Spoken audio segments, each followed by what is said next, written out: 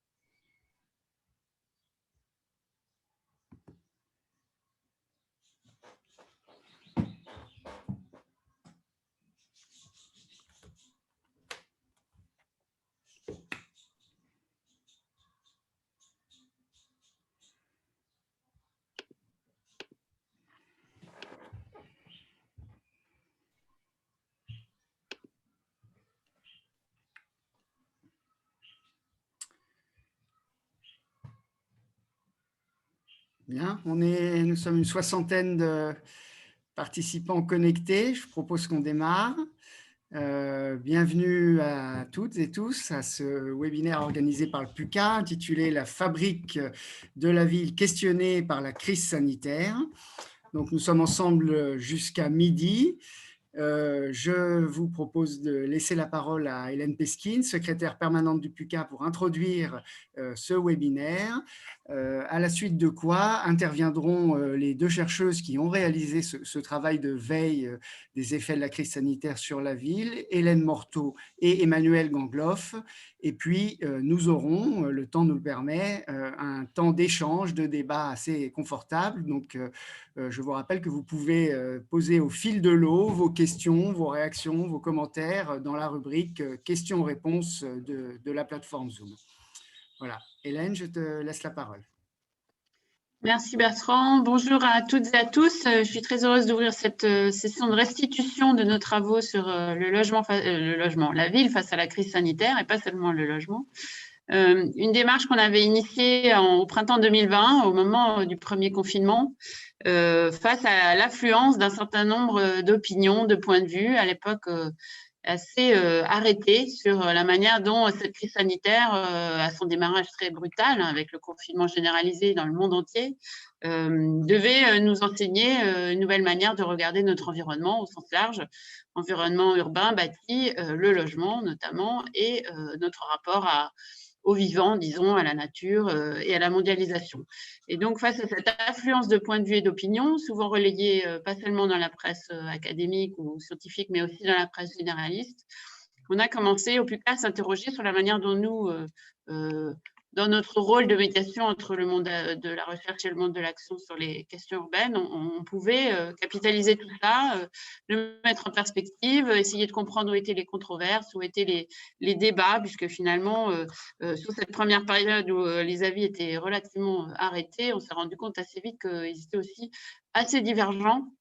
Et donc, les gens qui semblaient savoir à la fois ce que vers quoi nous engageait cette crise en termes de monde d'après, qui était un peu l'expression du premier semestre 2020, on voyait quand même émerger pas mal de controverses, en tout cas de points de vue qui n'étaient pas forcément complètement cohérents entre eux. Et donc, ça a été un peu l'origine de cette démarche de veille qui a été confiée à Emmanuel Gangloff et Hélène Morteau qui vont vous la présenter. Une veille thématisée sur l'ensemble des opinions, des travaux d'analyse, de recherche, d'expertise qui ont été conduits pendant cette année. Et puis, la crise s'étant prolongée, comme vous le savez tous, d'abord les points de vue ont commencé à devenir moins assurés.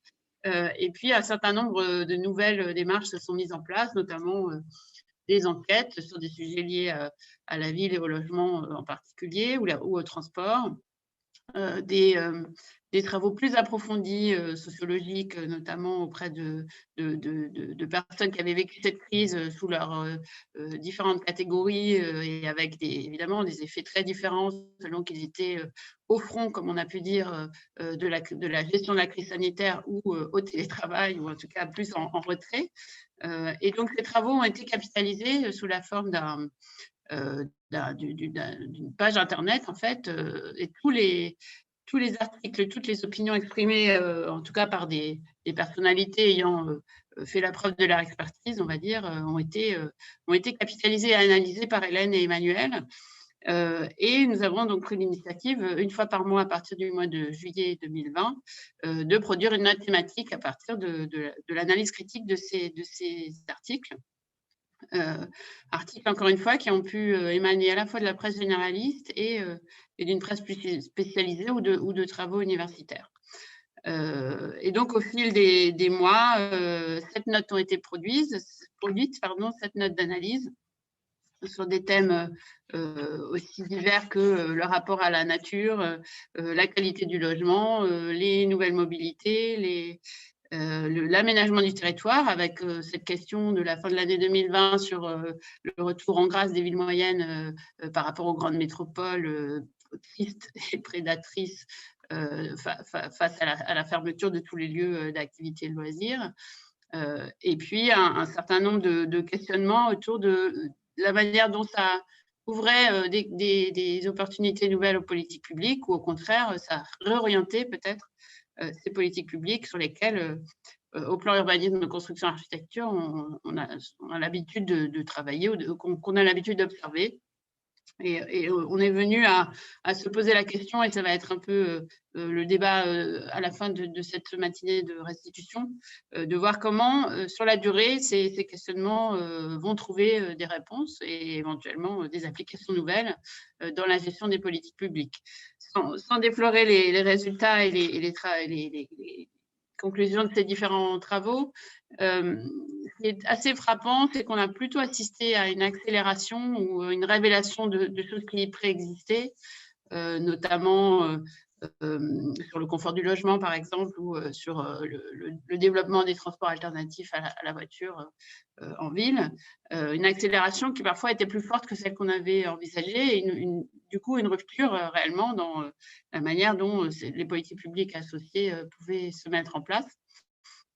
Et donc, ce qui serait intéressant dans les prochains mois et dans les prochaines années, c'est de voir si on assiste à une décélération de ces mouvements, ou si au contraire, ça modifie réellement non seulement la manière de concevoir la ville et de la gérer, mais aussi les modèles économiques. Et ça, c'est un point qui a été soulevé souvent dans nos débats pour la publication de ces notes.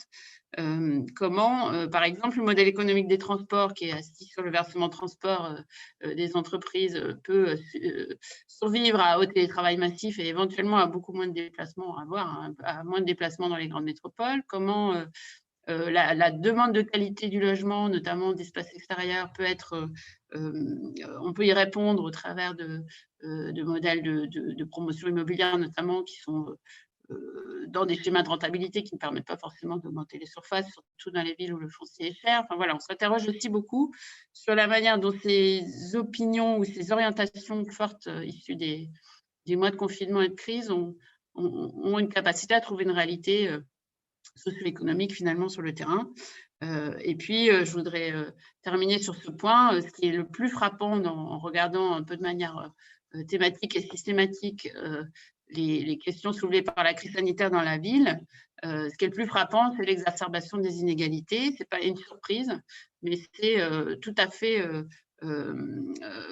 comment dire, récurrent. Dans chacun des thèmes qu'on a explorés, on a trouvé cette question des inégalités, sans surprise, dans la qualité du logement, dans l'accès au quartier, dans l'accès aux services, dans l'accès au transport, dans la nécessité de se déplacer en période de crise.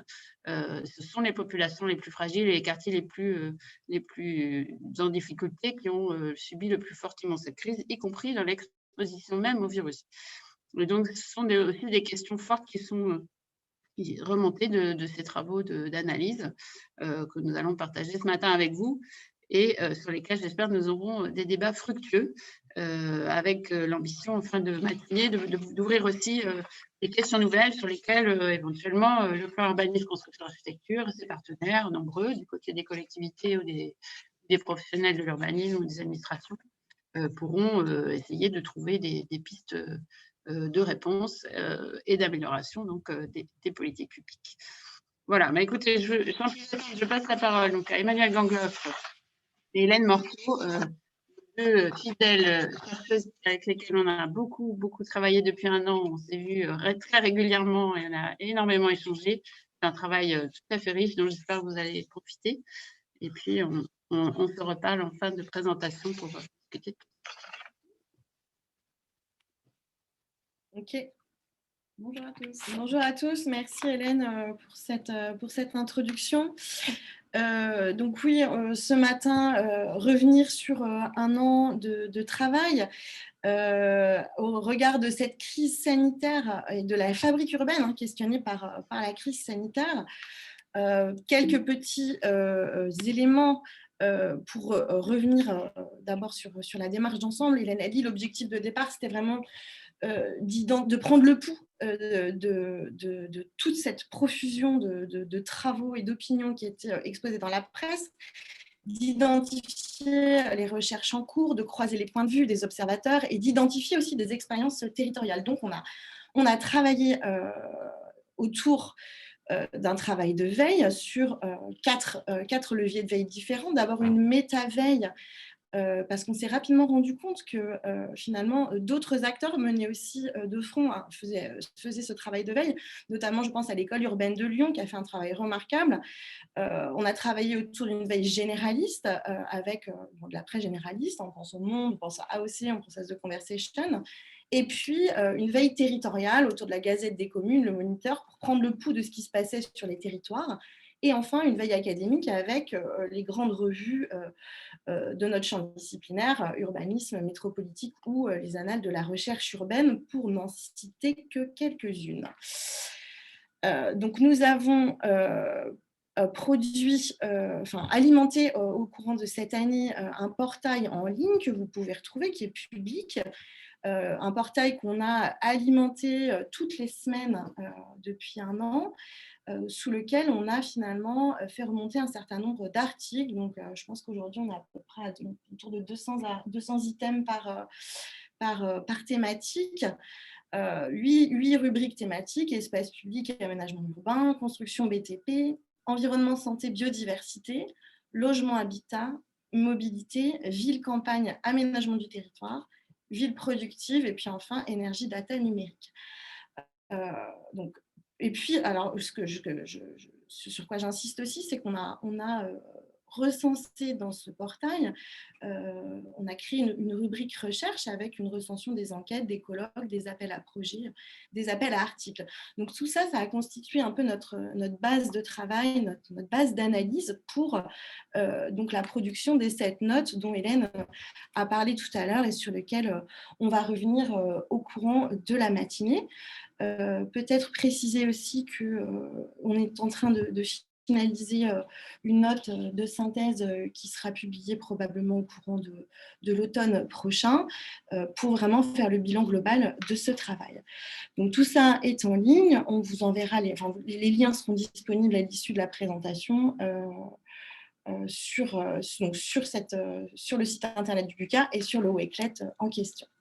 Je vais céder donc maintenant la parole à ma collègue Emmanuelle qui va revenir sur une année de veille et vous proposer son œil à elle son œil rétrospectif sur cette année de veille.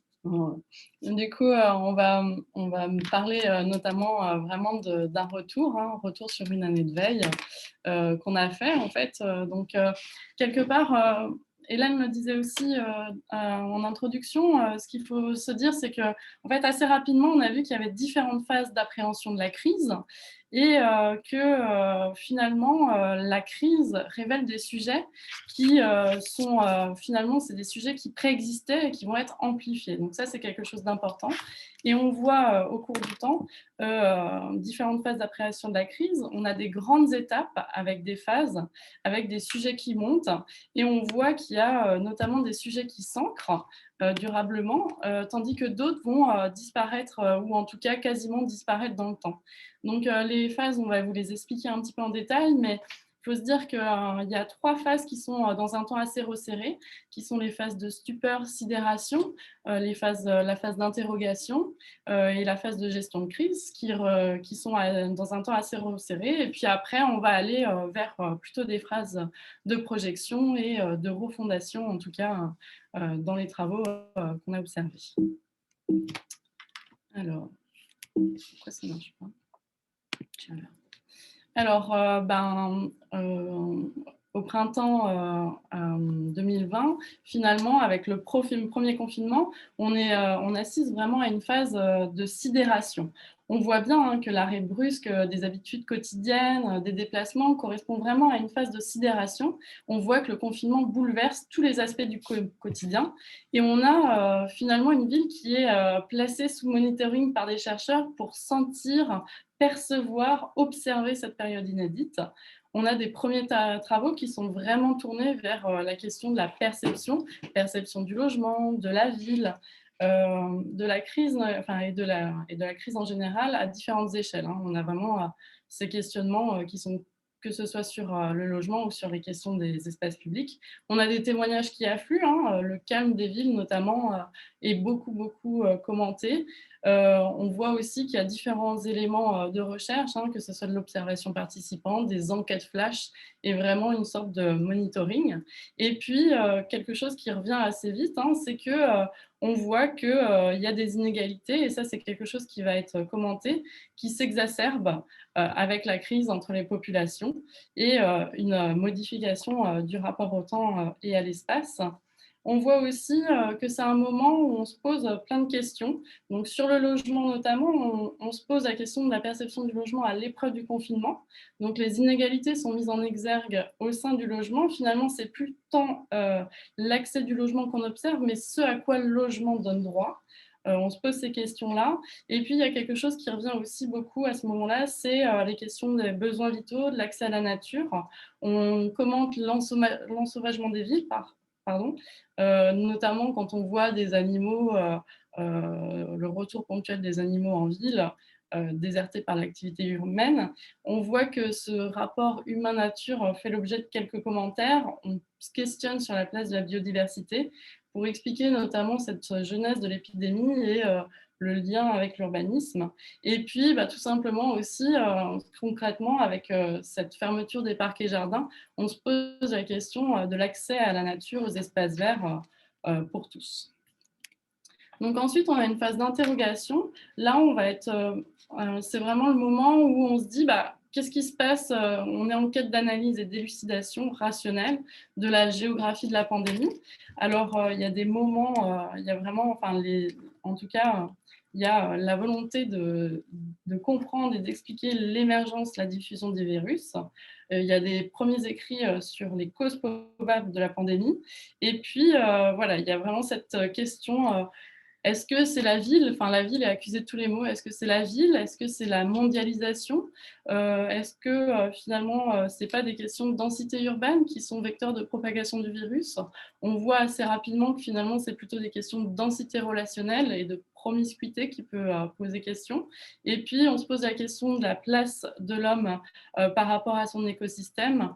Voilà. Il y a vraiment une volonté de se poser la question qui sont les coupables en quête de réponse finalement assez rationnelle de cette géographie de la pandémie. Pardon. Hop. On arrive aussi ensuite à une phase de gestion de crise avec un temps de l'adaptation. On a des territoires qui s'adaptent en urgence dans un esprit do it yourself. On voit notamment un certain nombre de solutions temporaires pour appliquer la distanciation sociale qui nous évoquent finalement une manière d'être en ville ou dans l'espace public de manière sécurisée. Donc, il y a la signalétique, on voit beaucoup d'images de signalétique dans les gares, dans les espaces publics, les coronapistes aussi qui sont largement commentées. Et puis, on se pose la question, on voit apparaître partout aussi la question de l'urbanisme tactique et transitoire, notamment sur la capacité de déployer rapidement des dispositifs pour la distanciation. On voit aussi à ce moment-là qu'on commence, il y a beaucoup d'écrits, il y a un certain nombre d'écrits qui vont commenter le développement des circuits courts, notamment le rapport au local. Et puis, face à la pénurie à ce moment-là, notamment de masques, d'un certain nombre d'éléments, on voit aussi apparaître des écrits sur l'organisation des makers, la communauté des makers, et puis les tiers-lieux qui deviennent des espaces réversibles. Donc ça, c'est un sujet qui va être très ancré à ce moment-là, mais qui, dans le temps, en fait, va progressivement disparaître. Et puis, bon, il y a d'autres éléments qui arrivent aussi avec l'organisation, donc l'adaptation. Donc, on fait rentrer le télétravail à la maison notamment, et puis un questionnement fort sur les mobilités. Après l'arrêt net lié au confinement, comment les mobilités vont évoluer. Et puis, quelque chose qui revient aussi à ce moment-là, c'est les relations État et collectivité. Notamment, on se pose la question de l'action territoriale et puis le questionnement sur le niveau de décision appliqué à la gestion de crise. Et enfin, on a des phases qui vont plutôt s'étirer dans le temps. On se pose la question, en tout cas, dans une phase de projection, d'une crise sanitaire qui est un levier de reconstruction, notamment, est-ce que ce n'est pas l'occasion, en tout cas, de penser la fabrique de la ville, de reconstruire de différentes manières. C'est aussi le moment où il y a le plan de relance qui est mis en place par l'État. Donc, voilà, il y a un certain nombre d'écrits qui est vraiment engagé vers finalement l'après, qu'est-ce que ça va être. Et puis, il y a quelque chose qui arrive aussi à ce moment-là, c'est les écrits qui viennent vers une convergence des crises. Finalement, on se pose la question, mais est-ce que cette crise sanitaire ne serait pas aussi l'occasion de se poser des questions et d'amorcer des transformations plus durables sur les questions des crises environnementales, sociales? Donc, on voit bien qu'il y a une convergence des sujets, en tout cas, qui apparaissent. Il y a quelque chose qui est largement commenté aussi, c'est le logement post-Covid.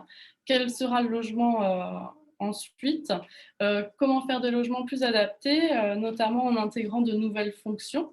Est-ce que voilà, la question de l'école à la maison, la question de travail à la maison, de la salle de sport à la maison, enfin voilà, comment on envisage des logements plus adaptés à ces situations.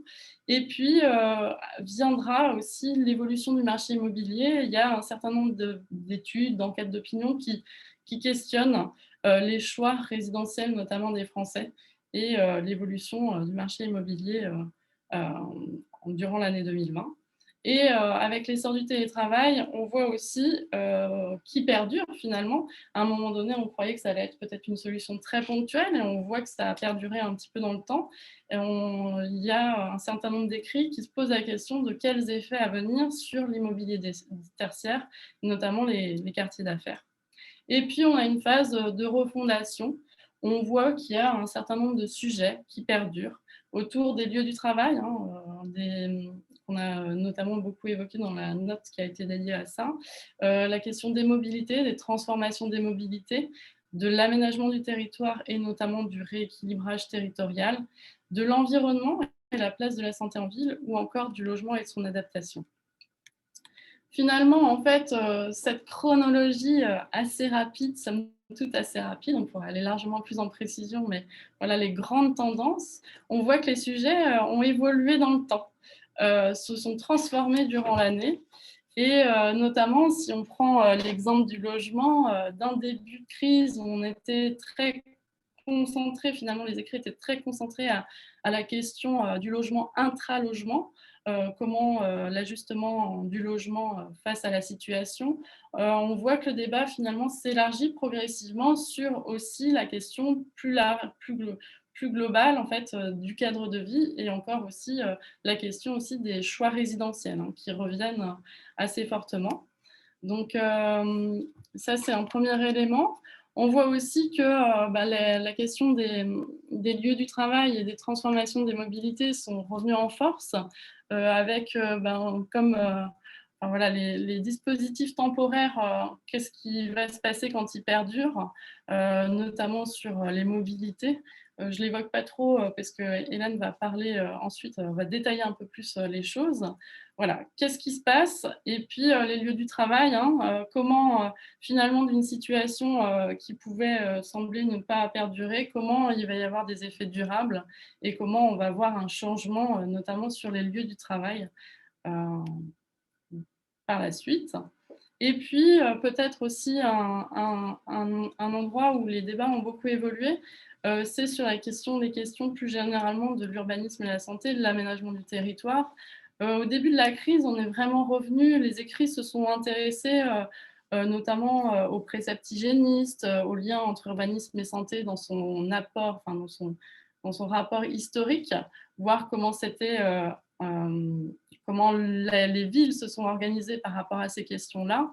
Et on voit qu'aujourd'hui, le débat est beaucoup porté sur les questions de santé environnementale. Et puis, on est passé finalement de la place de la nature en ville à la question plus globale de sa prise en compte plus systémique, en fait, dans la fabrique urbaine. Ça, c'est quelque chose qui est apparu assez fortement. Et puis, sur les questions d'aménagement du territoire, hein, on voit bien que il y a tout le débat, en tout cas, sur le rééquilibrage territorial potentiel avec cette question, pas forcément d'opposition, mais les liens entre ville et campagne, les questions aussi d'évolution et en tout cas de questionnement aussi sur un potentiel attrait nouveau des villes moyennes, par exemple. Enfin, voilà, c'est des sujets qui ont été abordés dès le départ et qui finalement évoluent dans le temps. Du coup, je vais passer la parole à Hélène pour la partie état de la recherche entendue. Oui. Emmanuel et Hélène, je vous interromps une seconde pour rappeler à tout le monde la possibilité de poser des questions au fil de l'eau. N'hésitez pas dans la rubrique Q&R, questions et réponses de Zoom. On est 113 participants. Je vois qu'il y a des profils très diversifiés, donc ce serait intéressant que les gens puissent réagir, commenter ou témoigner. Alors, déjà, on voit qu'un des effets très concrets de cette crise sanitaire, c'est le télétravail et son cortège de visio. Donc, on est très contraint pour ce débat, malheureusement. Voilà, ça passe par Zoom et par la boîte de questions-réponses. Mais bon, on va essayer de s'y adapter. Donc, n'hésitez pas. Je vois qu'il y a beaucoup de gens qui ont aussi déjà investigué cette question largement, soit des professionnels. Il y a Virginie Alonzi de Bouygues de Construction, des agences d'urbanisme, Brigitte Guigou de l'Institut Paris Région, des professionnels aussi d'autres horizons, des aménageurs, des DREAL, et puis aussi un certain nombre de chercheurs qui sont présents avec nous aujourd'hui. On les en remercie. J'ai vu Marie Breuillet, Philippe Genestier, le CEREMA est là, il y a pas mal. Donc surtout, n'hésitez pas à intervenir, pas forcément poser une question, mais réagir ou témoigner dans la boîte de questions-réponses, et on essaiera de se faire le relais de vos interventions auprès des intervenantes. Et je le dis tout de suite, je défleure un peu la suite de votre présentation, mais on va avoir 3 Zooms thématiques et ce serait pas mal c'est une possibilité d'engager un petit moment d'échange à l'occasion de chaque thème. Donc, il y en aura sur la question des mobilités résidentielles et quotidiennes, une autre sur la question du logement et la troisième sur la question des lieux de travail. Donc, n'hésitez pas sur chacun de ces 3 thèmes ou un de ces 3 thèmes à intervenir dans la rubrique questions-réponses. Voilà, je m'excuse de vous avoir interrompu, je vous redonne la parole. Aucun problème, merci Bertrand. Donc oui, dans une seconde partie, peut-être vous proposer quelques éléments de compréhension sur cette recherche vraiment l'état de cette recherche en train de se faire. Première remarque, au printemps 2020, au moment où on a commencé ce travail, on s'est rendu compte que finalement la recherche urbaine s'organisait de différentes manières à travers différents types de projets. Donc la recherche fondamentale, notamment avec des appels à projets ANR qui sont lancés à ce moment-là, dédiés à la question de la crise sanitaire, des plateformes de chercheurs qui se mettent en place. Je pense notamment à une plateforme qui est pilotée par la MSH Paris-Saclay qui vise à fédérer tout un réseau de chercheurs en sciences humaines et sociales. Je pense aussi à la consultation Corse qui fédère aussi un certain nombre de chercheurs. Bon, voilà. Et puis, plus classiquement, une série de colloques et de séminaires qui s'organisent sur ces sujets.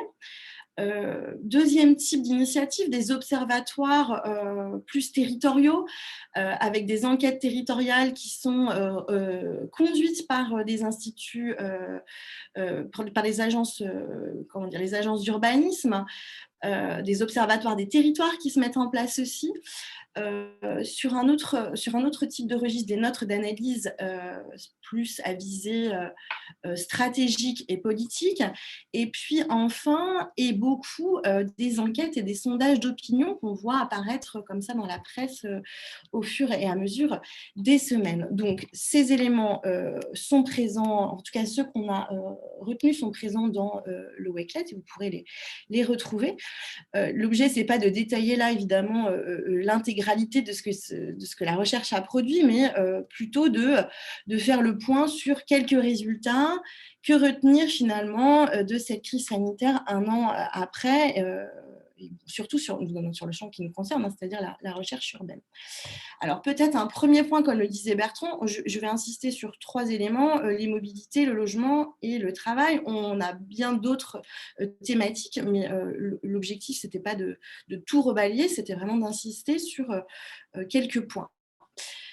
Donc sur les mobilités, ce qu'on constate après un an, c'est qu'on est passé en 2019 d'une société hyper mobile à quelque chose qui serait de l'ordre de l'immobilité, ou en tout cas une sobriété exemplaire dans les mobilités à l'issue de cette année 2020-2021. Ça vient questionner la réorganisation de nos modes de vie.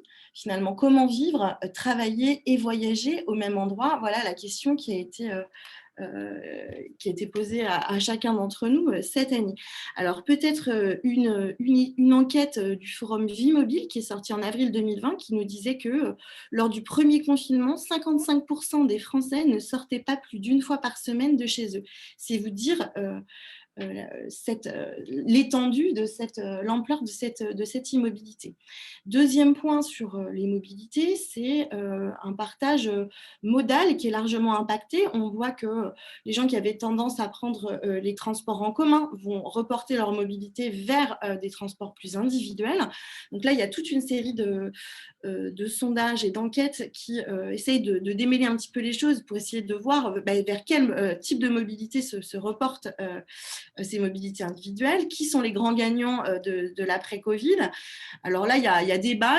Il n'y a pas vraiment de consensus sur les questions. Ce qui est sûr, c'est que la marche, le vélo, en effet, semblerait gagner une part importante d'usagers.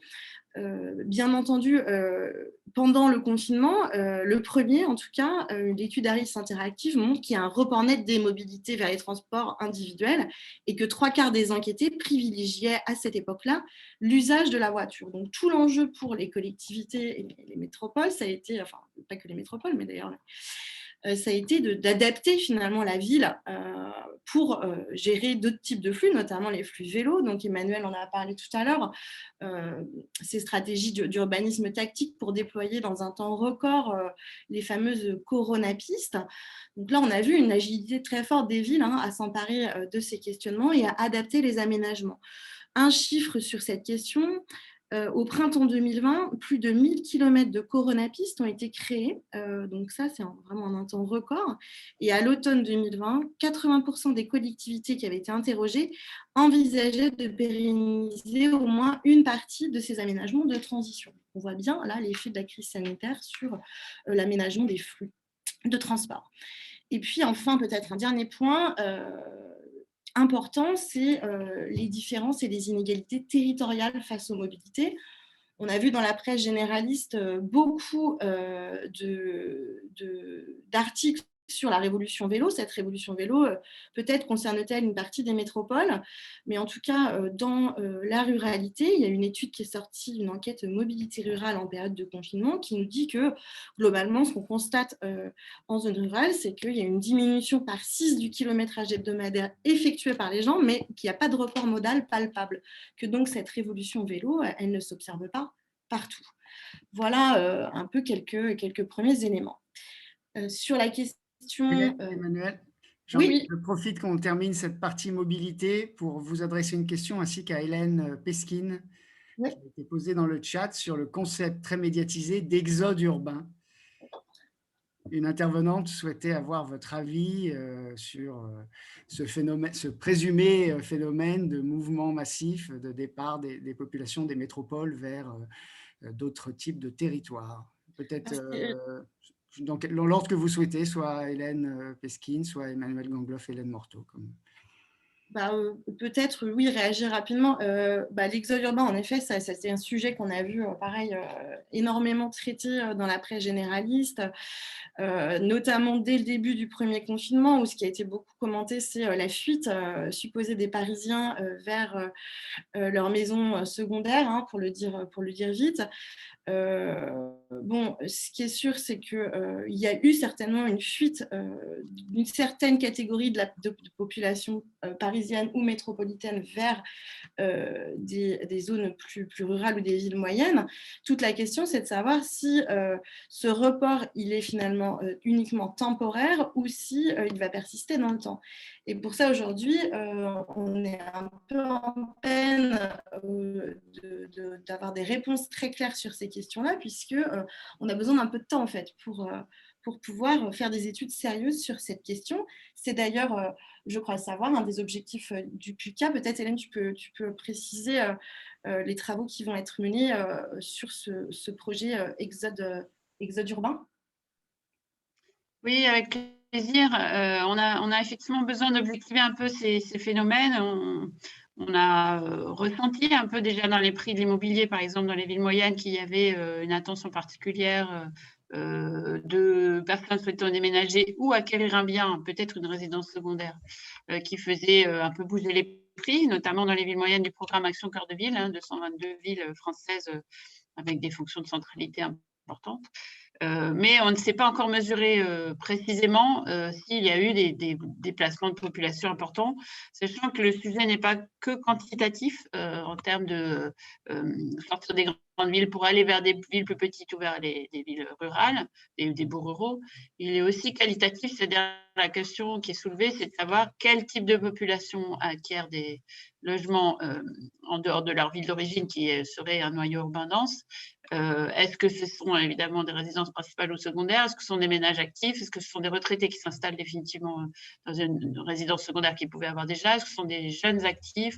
Et donc, ça, ce sont des questions qu'on a soulevées et posées.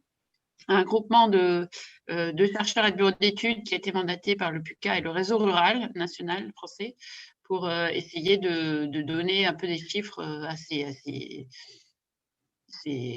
tendances ou ces ressentis, on va dire, de tendances qui se sont fait l'écho dans la presse. Ces travaux se basent notamment sur les sites internet de recherche d'immobilier, donc du type Le Bon Coin ou seloger.com, et ils donneront donc des résultats quantitatifs dès la fin de l'été et qualitatifs par ailleurs sur la base d'enquêtes de terrain qui sont menées par une deuxième équipe de recherche qui va plutôt aller sur quelques terrains où justement le marché immobilier semble évoluer en France, dans les Cévennes, dans les Vosges, enfin un peu partout dans des régions assez lointaines, éloignées des métropoles justement, pour essayer de qualifier un peu qui sont les ménages qui se déplacent. Et donc, ces enquêtes quantitatives et qualitatives doivent donner des résultats d'ici la fin de l'année. Et donc, on devrait avoir quand même un regard un peu plus objectif sur ces phénomènes, même si ce qu'on peut constater, y compris par l'analyse un peu journalistique de la presse locale, notamment depuis l'an dernier, c'est qu'il y a des mouvements de population. On ne sait pas s'ils sont structurants, dimensionnants, significatifs, mais il y en a. Et ça fait bouger les lignes aussi de l'animation des petites et moyennes villes, de leurs besoins en équipement ou de leurs besoins en commerce, par exemple, notamment pour des ménages qui seraient plus nomades, c'est-à-dire qui pourraient avoir éventuellement deux lieux de travail, on va dire, ce qui semble pouvoir se pérenniser si le télétravail se pérennise, en tout cas pour certaines catégories évidemment d'emplois. Et ce qu'on constate aussi, c'est que quand on a des ménages où les deux conjoints travaillent, depuis 1 an, il y a pu avoir des mouvements, par exemple d'un télétravailleur compagnon d'un ou d'une fonctionnaire hospitalière ou enseignante, par exemple, ou l'inverse. Et donc avec des fonctionnaires qui ont trouvé à se réemployer, pardon, dans des régions françaises un peu plus éloignées des grandes villes que ce qu'ils avaient pu connaître jusque-là. Et donc, il semblerait en tout cas qu'il y ait des mouvements de ménage d'actifs qui soient plus significatifs que dans les périodes précédentes. C'est ce qu'on essaiera de déterminer. Juste pour compléter, et sur cette question de l'exode urbain, j'ai en tête une étude qui est sortie, je crois que c'était en mois de décembre 2020, une note des notaires du Grand Paris qui justement essayait de faire un petit peu la part des choses et qui montrait que, donc c'est vraiment spécifique au territoire du Grand Paris, et qui disait que finalement, ce qu'on constatait en cette fin d'année 2020, c'est qu'il y avait en effet peut-être moins d'achats dans le centre de Paris, mais que par contre qu'on constatait une augmentation des achats en seconde couronne parisienne. Donc là, ce qui était souligné, c'était l'attrait pour finalement des logements plus grands et puis des espaces extérieurs, des jardins. Deuxième point, on constatait aussi fortement des achats immobiliers plutôt dans des départements en proximité de la grande couronne parisienne. Je pense à Lyon en particulier, des départements qui étaient assez peu attractifs auparavant, qui là connaissent finalement une nouvelle attractivité. Bon, donc ça c'était à un moment donné. Est-ce que ça va se pérenniser dans le temps? C'est toute la question. Et puis peut-être une autre remarque qui était liée à un échange qu'on a eu avec le PUCA récemment, dire que cet exode urbain, en fait, même s'il existe, finalement, il va être lié aussi à la taille des villes et des villages concernés. C'est-à-dire que départ de 10 000 personnes de Paris, ça ne paraît pas très, très conséquent sur la vie des Parisiens en général. En revanche, plus 500 habitants dans un village de Lyon, là, pour le coup, il y aurait des répercussions beaucoup plus importantes, même en termes d'équipement, d'aménagement du territoire. Donc, tout ça est à prendre avec beaucoup de sérieux et en tout cas, il faut regarder ces effets de près. Voilà. Hélène, Emmanuel, avant que vous passiez au thème suivant, je profite pour vous adresser une seconde question. Vous avez réalisé, alors ce n'est pas l'objet d'aujourd'hui, on n'a pas le temps, mais un panorama, si ce n'est exhaustif, mais enfin très, très documenté de l'ensemble des initiatives, des travaux qui avaient été lancés, soit dans le champ de la recherche ou de l'étude sur les effets de la crise. Avez-vous vu passer des travaux spécifiques sur l'évolution des modes de financement des transports urbains? Non. Sur l'évolution des financements des modes de transport urbain. Oui, enfin, lié justement à la désaffection, alors a fortiori pendant le confinement, mais même à plus long terme, les incertitudes en tout cas pesant sur les modes de mobilité des citadins. Est-ce vous avez vu passer des travaux lancés sur l'évolution des pratiques de mobilité et les conséquences qu'elles pouvaient avoir sur le financement des transports collectifs?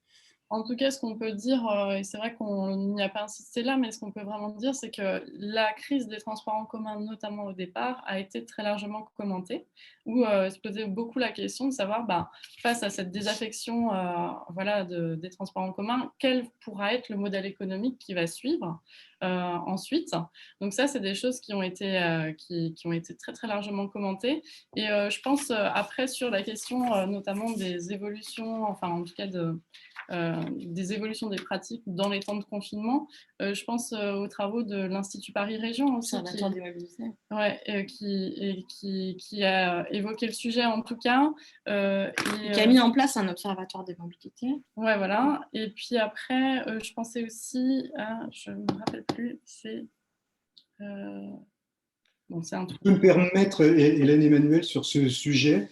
il y a des travaux qui sont réalisés dans le cadre du réseau scientifique Finance locale, qui initialement avait été amorcé avant la crise sur la gratuité des transports collectifs. Or, ce mouvement qu'on voyait se dessiner vers la gratuité des transports collectifs subit un double coup d'arrêt avec la crise sanitaire et la désaffection des transports collectifs, d'une part, et aussi par le fait que le versement mobilité qui a pris la suite du versement transport, donc qui permet de drainer une taxe prélevée sur l'activité des entreprises au développement des infrastructures de transport. Donc, ce versement mobilité va pouvoir être affecté aux mobilités douces et aux pistes cyclables. Donc, il va y avoir sans doute de nouveaux arbitrages plutôt en faveur de la cyclabilité des villes qu'en faveur des transports collectifs, dont les effets sur les mobilités d'une part, mais aussi peut-être sur des inégalités territoriales ou des inégalités en termes de déplacement domicile-travail devront être examinés avec soin. Avant de vous laisser passer à votre second Zoom thématique, juste signaler une remarque du CEREMA d'Anne Vial qui signale une publication sur le vélo qui a été faite par le CEREMA au début de la crise sanitaire. Voilà. Donc, le lien vers cette publication est disponible dans la rubrique questions-réponses.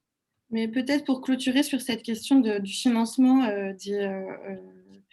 de l'évolution du financement des mobilités, dire qu'en effet, il y a beaucoup de travaux qui portent sur l'observation des mobilités, des reports modaux, tout ça, c'est vraiment beaucoup même d'agences d'urbanisme ont mis en place des observations très fines sur ces questions-là.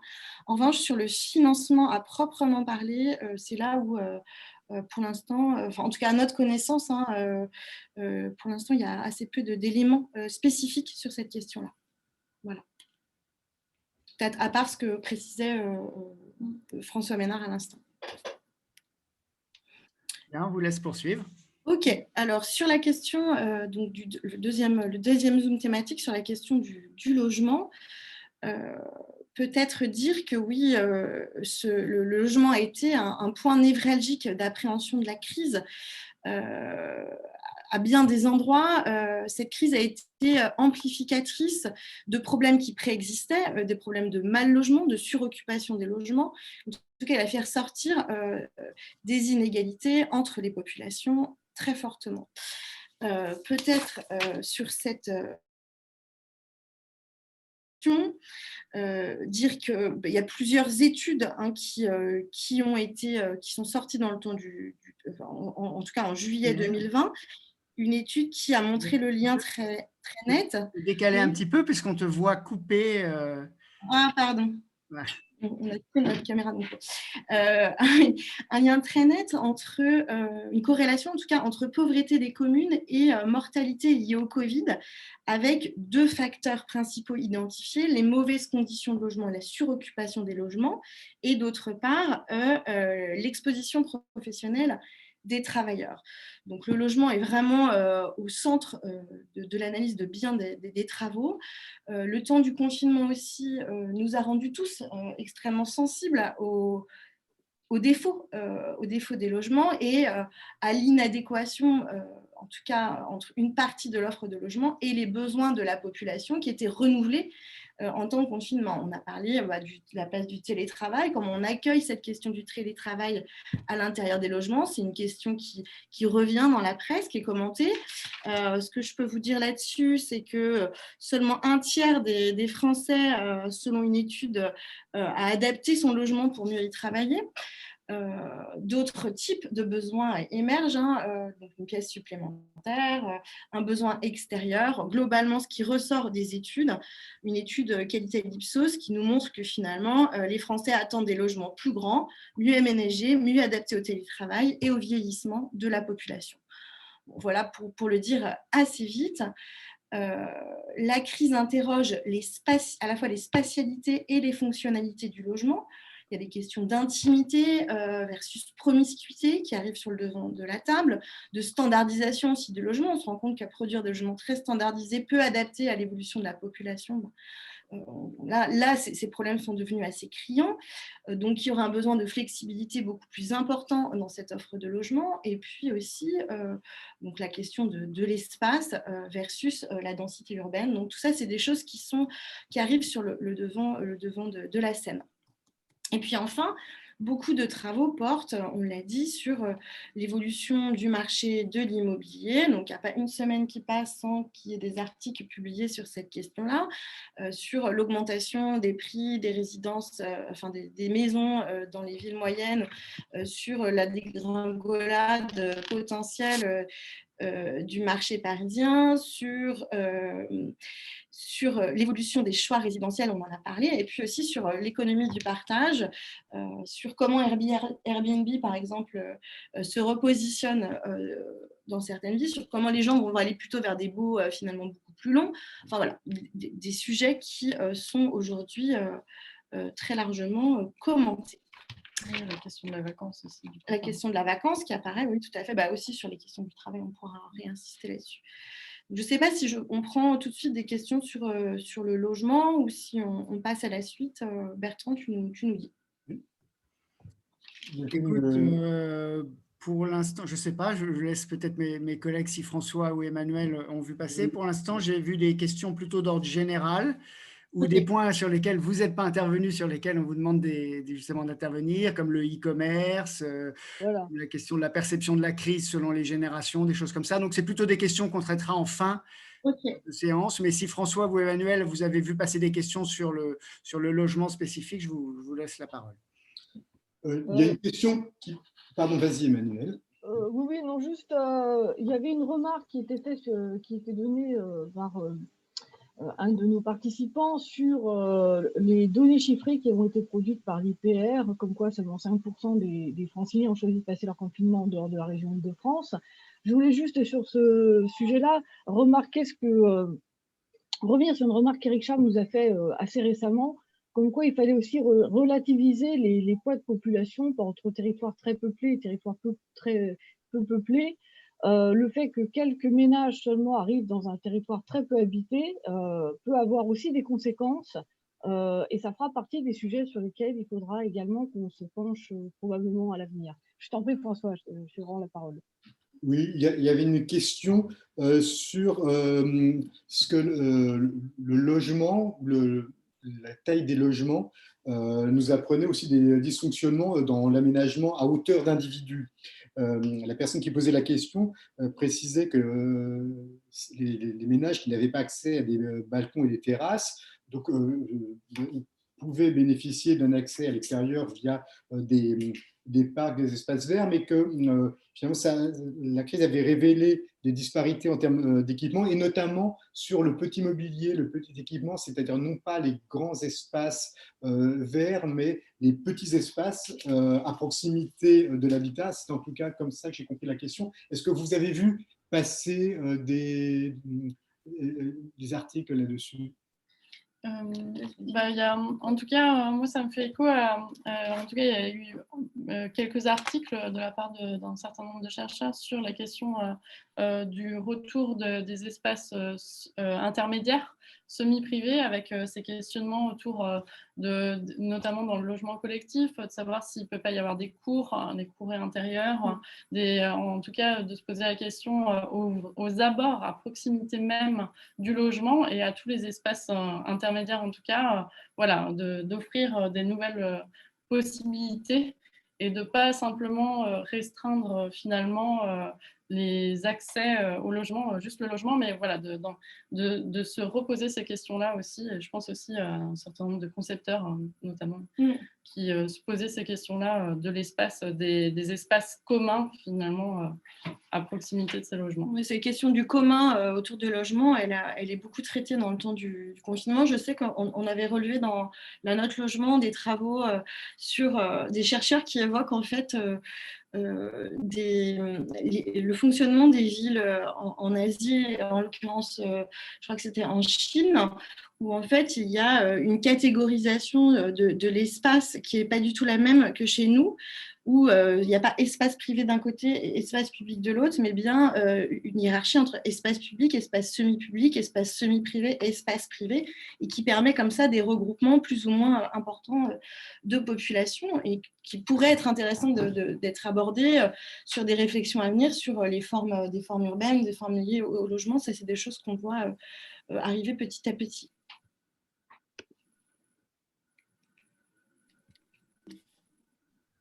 Bien, peut-être poursuivre. Ouais. Ok, je poursuis donc sur cette thématique. Je ne sais pas, Emmanuel, Oui. Emmanuel Durando, cette fois, je ne sais pas si tu as vu, il y a deux remarques sur le rapport Lema, de Pierre-René Lema, sur la qualité du logement social. Oui, j'allais justement faire une intervention à ce sujet, mais Emmanuel peut la faire aussi. Emmanuel, mais pour dire que ces questions soulevées sur la qualité d'usage des logements, elles s'étaient déjà fait jour depuis quelques années autour du débat notamment sur le concours d'architecture dans le logement social qui avait été supprimé par la loi Elan. Et donc, entre le monde des architectes et des concepteurs, on va dire, et celui des maîtres d'ouvrage du logement. Et donc, c'était l'objet de ce groupe de travail de Pierre-René Lema qui est mentionné dans la discussion. Aujourd'hui, il est envisagé de lancer des travaux d'expérimentation et de recherche autour de la qualité du logement, auquel le PUCA pourrait être très probablement associé, qui vont à la fois réfléchir aux évolutions des modes de vie et à ce que ça peut générer comme nouveaux besoins dans les logements, mais aussi, et on l'a dit un petit peu au fil de nos discussions, aux effets économiques, évidemment, parce qu'il ne faudrait pas que ces notions de confort viennent, et des effets d'éviction, finalement, compte tenu des prix de la construction, pour certaines catégories de ménages. Donc, voilà autour de quoi pourrait tourner une expérimentation qui a été annoncée par les ministres de la culture, chargés de l'architecture et de l'urbanisme dans les mois à venir autour de cette question des usages du logement. Et une dernière question avant que vous passiez au thème suivant. Élise Parocco demande l'impact de la crise sanitaire sur le marché de la construction et si on avait des données sur le nombre de nouveaux logements produits en milieu urbain ou en milieu rural au cours de l'année qui s'est écoulée. Oui, alors sur ça, c'est pareil. On avait fait une catégorie, notamment sur les questions de BTP et construction. Donc, ce qui a été pas mal commenté au début du confinement, c'était l'arrêt net des chantiers et la reprise. Et en effet, au mois de septembre, octobre, il y a des premiers chiffres qui sont apparus pour notamment le marché de la construction neuve, savoir où ça en était. Où on notait, alors j'ai plus les chiffres exacts en tête, mais en tout cas on montait un ralentissement de la construction, mais ça avait finalement l'année avec l'envie d'achat de l'été, etc. L'année 2020, ça allait quand même si c'était… le marché était reparti. Le marché était reparti. Après, quelque chose qui arrive aujourd'hui assez fortement aussi, c'est l'explosion des coûts des matériaux en fait dans la construction et qui pose beaucoup de questions pour les logements à venir en fait. Ça, c'est quelque chose qui revient assez fortement face aux pénuries possibles et puis à l'évolution des coûts des matériaux qui finalement dans la construction impactent fortement le marché, enfin en tout cas la livraison. Ouais, notamment de la filière bois qui est extrêmement touchée a priori. Oui, c'est un point quand même important parce qu'on n'a pas finalement beaucoup évoqué la question de la fermeture des frontières un petit peu au début, mais elle va se ressentir fortement sur les sujets d'activité. Et effectivement, aujourd'hui, 1 an après la crise, le sujet il est plutôt lié à ça, c'est-à-dire aux filières d'approvisionnement qui ont été très perturbées par la crise sanitaire et dont on arrive à mesurer aujourd'hui les effets économiques, disons, notamment sur les matériaux de construction. Première remarque. Et deuxième remarque sur la dynamique de la construction et de la production de logements notamment, c'est qu'on a eu en plus de la crise sanitaire, comme vous le savez tous, les élections municipales en 2020, qui ont aussi été finalement très orientées autour de ces questions de grands projets, densité urbaine, métropolisation, avec résultats d'élections qui vont plutôt dans le sens, un peu partout, quelle que soit la couleur politique, dans le sens de ralentir les grands projets.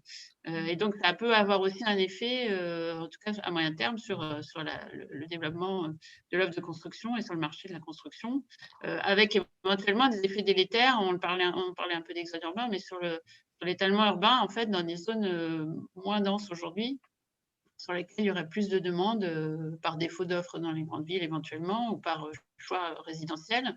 Et donc, on est dans cette espèce de quadrature du cercle où on essaye de donner plus d'espace aux gens qui ont des aspirations à être plus proches d'espaces naturels, etc. Et tout en essayant de contenir l'étalement urbain et l'urbanisation des zones naturelles. Donc, on voit bien aussi, et ça, ce sont des questions pour les mois et les années à venir, comme cette situation risque de provoquer des contradictions sur le terrain qu'il va falloir réussir à lever.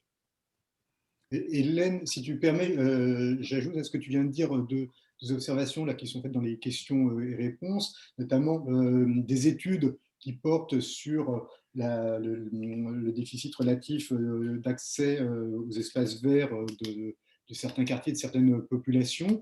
Donc, le risque, si on prône aujourd'hui la densification, que ces espaces verts ne se développent pas et renforcent l'attractivité des espaces extérieurs à la ville. Donc, il y a un vrai sujet aujourd'hui d'aménagement du territoire à l'échelle nationale et à l'échelle locale. Bien. Hélène, tu as évoqué les difficultés d'approvisionnement en matériaux de construction liées à la fermeture des frontières. Donc, ça nous amène tranquillement mais sûrement vers notre troisième thème sur la question du travail, thème le plus sérieux. Hein. La question de la place du travail avec la mise à l'agenda des questions de réindustrialisation. Peut-être Emmanuel et Hélène, si vous voulez développer cet aspect-là. Oui. Oui, donc on a produit une note à l'automne sur cette question de la crise sanitaire et puis ses effets sur la ville du travail. Ce qu'on note principalement, c'est qu'au cours de cette crise, le travail a été éprouvé à la fois dans le fond et dans la forme. Donc, activité essentielle ou pas essentielle, la notion de travailleur clé qui arrivait comme ça dans le débat et qui arrivait sur le devant de la scène vraiment, qui pose bien des questions. Certaines collectivités, d'ailleurs, se sont saisies de cette question des travailleurs clés en proposant, je pense à Londres, il y a un débat sur ça, sur comment est-ce qu'on crée des logements à proximité des lieux de travail pour une certaine catégorie de travailleurs supposés clés.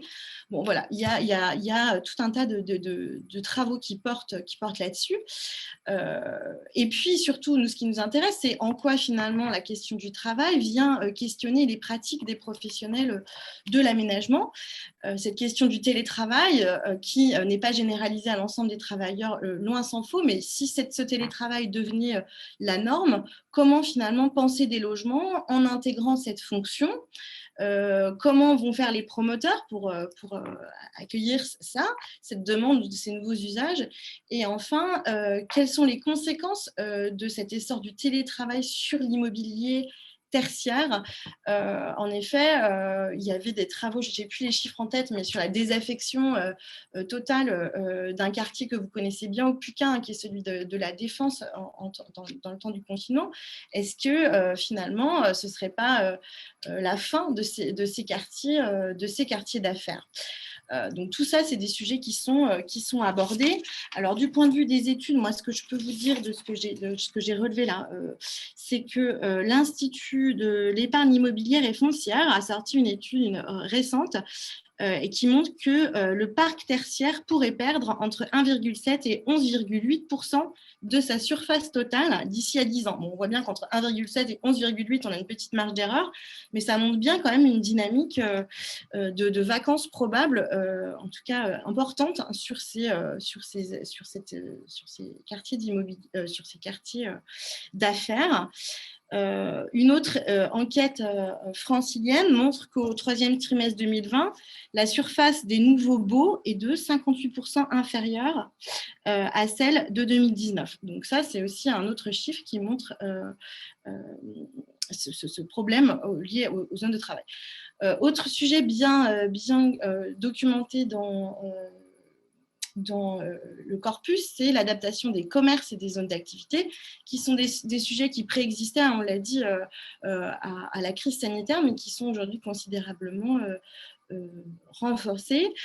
Et puis, la question aussi de la réindustrialisation comme stratégie économique post-Covid, c'est une piste qui est largement commentée, et ce, dès le premier confinement, avec les menaces de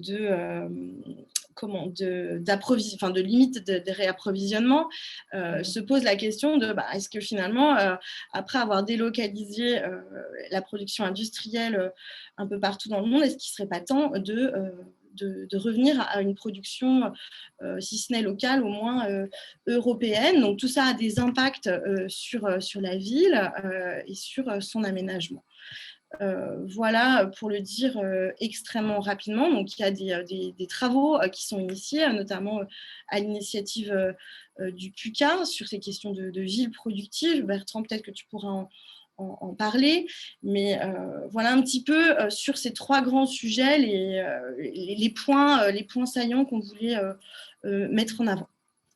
Attends, il y a peut-être des questions. Ah oui, peut-être des questions sur cette thématique du travail.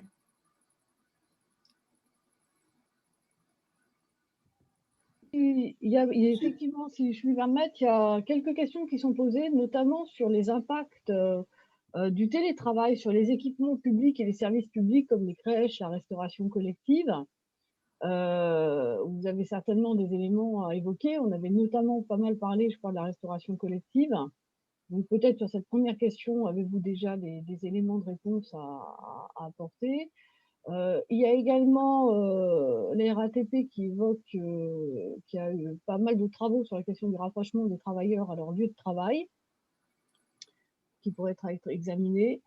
Et puis, effectivement, la question de la réversibilité des usages des immeubles tertiaires se pose de façon encore plus forte. Voilà les réactions sur cette thématique.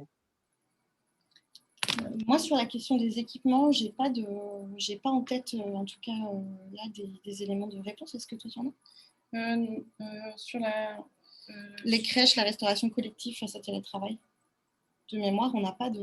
Non, en tout cas, après, il y avait cette question, en tout cas, de la localisation du travail, entre cette différence qui est à faire entre des travails qui, finalement, doivent être faits à un endroit donné et l'impossibilité pour certains de télétravailler. Donc ça, c'était en tout cas, nous notamment, quand on évoquait toute la question des travailleurs et finalement de la localisation du travail. Après, je n'ai pas en tête sur la restauration collective ou les crèches, les travaux.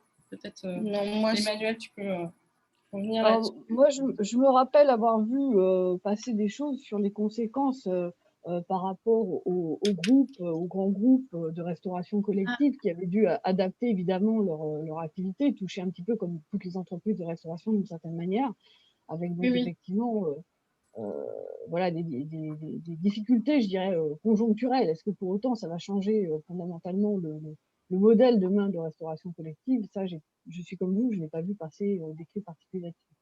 Ouais, et puis il y avait un peu un certain nombre d'éléments sur notamment les adaptations des espaces, des lieux de travail. Alors bon, que ce soit, en tout cas, les espaces collectifs, notamment face à la distanciation sociale, ça c'est quelque chose qui est revenu assez fortement. Il y a eu toute une période aussi, on s'est posé, en tout cas, il y a des travaux sur les évolutions des espaces de travail avec les questions d'open space, qu'est-ce que ça va être ensuite, les questions de clean desk, comment on fait en sorte pour avoir un espace sécurisé de travail, un lieu de travail sécurisé du point de vue sanitaire, et puis les questions des flex desk aussi qui reviennent, la flexibilité des espaces avec la possibilité de les utiliser ponctuellement. Donc d'un côté, on a vu un certain nombre de travaux sur ces questions, en tout cas liées finalement aux espaces de coworking et aux nouvelles formes de travail au bureau, et puis de l'autre côté, on a vu un certain nombre d'articles, d'éléments sur finalement l'adaptation des espaces collectifs notamment et la sécurisation des lieux de travail. Adaptation des espaces collectifs et aussi, moi je me souviens d'avoir vu beaucoup ça, le développement d'espaces extérieurs en fait. On a beaucoup travaillé sur les salles de réunion à l'intérieur, sur le modèle de l'open space qui était totalement remis en question dans la crise sanitaire pour aller vers des espaces de réunion extérieurs, de doter voilà, les bureaux d'espaces extérieurs. Tout ça, c'est des choses qu'on voit arriver dans le temps de la crise assez fortement, d'autant plus qu'il semblerait, pour réattirer les salariés au bureau dans l'après-télétravail, il y a des questions de stratégie d'entreprise qui vont se mettre en place à ces endroits-là. Donc, ça, c'est une première chose. Et peut-être aussi sur le travail, quelque chose qu'on n'a pas dit, c'est que là encore, la question des inégalités, elle apparaît en fait dans l'appréhension des effets de la crise. C'est que, donc ça, c'est une étude qui a été réalisée par l'Institut Paris Région qui nous dit que finalement, ces inégalités dans le télétravail, elles s'expliquent par le taux de féminisation et l'antériorité dans la pratique du télétravail avant le confinement. Ça, c'est des éléments qui sont sortis là il y a quelques jours. Donc, qui expliquent que finalement, on n'est encore une fois pas tous égaux face à ces questions-là. Ouais, et puis peut-être aussi revenir. Je pensais aussi au développement, en tout cas sur les questions, parce qu'il y avait une question précédemment sur la question du commerce notamment et du développement aussi. C'est une chose qu'on a évoquée aussi dans la note, c'était la question du e-commerce et du développement des activités numériques finalement et de l'adaptation du travail au numérique.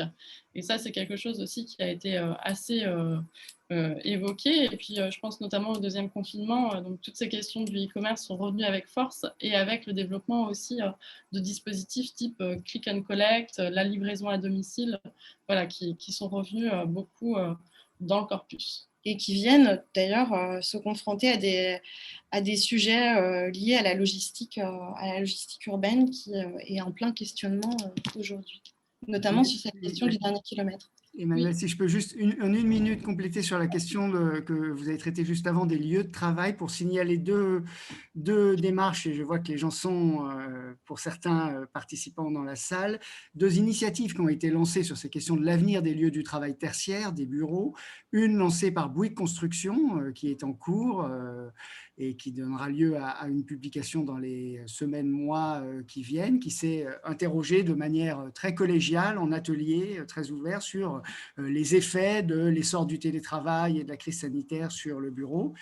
Et une autre initiative à laquelle nous sommes associés également, qui est lancée par Gessina, l'entreprise Gessina, avec l'école urbaine de Sciences Po, qui réfléchit aussi de son côté, parallèlement à cette question de l'effet de l'immobilier de bureau. Bon, les travaux sont en cours, ils ne sont pas terminés. De ce qu'on peut déjà dire quand même, au moins sur la partie école urbaine de Sciences Po pour Gessina, c'est que le rapport nous invite plutôt à la prudence pour l'instant. Quand on regarde un peu l'histoire de l'immobilier de bureau et de ses formes architecturales, Flex-desk, open space, etc., on voit que ça a souvent évolué assez peu en fonction des besoins des usagers, mais des techniques de management. Donc, on va voir comment tout ça va perdurer. Et qui plus est, on est dans un segment de l'immobilier qui est extrêmement financiarisé, l'immobilier de bureau. Et donc, les évolutions sont aussi dépendent de toute une série de facteurs autres que les aspirations des usagers. Donc, ça nous invite plutôt à la prudence quant à des formes de prédiction sur l'évolution de ces types d'espaces. Et dernière chose, et je vous recède la parole, c'était Emmanuel évoquait une question dans le chat sur la distance domicile-travail avec les expériences et les réflexions de la RATP. C'était juste pour signaler que le PUCA soutient une recherche qui démarre aussi, qui est conduite par Jules Mathieu Meunier, qui était avec nous tout à l'heure, je ne sais pas s'il est encore connecté, qui est une recherche partenariale avec Action Logement et le ministère du Logement, la DHUP, qui vise justement à réfléchir à cette question du logement des travailleurs clés ou des travailleurs essentiels, à la fois à partir des pratiques existantes dans le Grand Londres et des réflexions menées en Île-de-France. Et puis, ça devrait déboucher sur une phase de recherche-action, puis d'expérimentation, même avec des grands employeurs publics et privés, visant à tester des dispositifs innovants pour faciliter l'accès au logement des travailleurs essentiels. Et puis, et je ferme la parenthèse là-dessus, je profite pour dire que cette question a été fortement mise à l'agenda, évidemment, par la crise sanitaire et puis rattrapée par l'actualité législative, puisque le projet de loi 4D prévoit des mesures spécifiques en faveur du logement des travailleurs essentiels, sans que pour l'instant, cette catégorie des travailleurs essentiels, au regard des difficultés d'accès au logement, ne soit précisée. Et c'est aussi tout l'enjeu de la recherche, et c'est pour ça que le ministère du Logement et plus précisément la DHUP, la direction de l'habitat, de l'urbanisme et des paysages est associée à cette recherche, c'est bien de réfléchir conjointement à la définition qui serait la plus pertinente de cette catégorie des travailleurs essentiels, encore une fois, au regard vraiment spécifique des difficultés d'accès au logement. Et Hélène Emmanuel, peut-être que vous allez aborder la question maintenant, mais il y a eu une question au tout début de webinaire et qui vient de revenir sur les grandes tendances qui se dessinent à la suite du développement du e-commerce. Qu'est-ce qu'on sait de l'impact de la crise sanitaire sur la place du e-commerce, son développement et sa transformation? Alors, enfin, moi, j'ai en tête une étude qui était une étude de chercheurs australiens notamment, et qui, en tout cas, durant les temps de confinement, ce qui était assez intéressant de voir, enfin, il y avait deux choses. Il y avait d'un côté, voir le fait que le confinement conduit les gens à être dans leur logement et donc à consommer à proximité et donc à avoir, notamment pour le e-commerce, des points de relais qui sont à proximité de chez eux, avec une forme de désertion, en tout cas à ce moment-là, des centres-villes au profit des espaces résidentiels, en fait.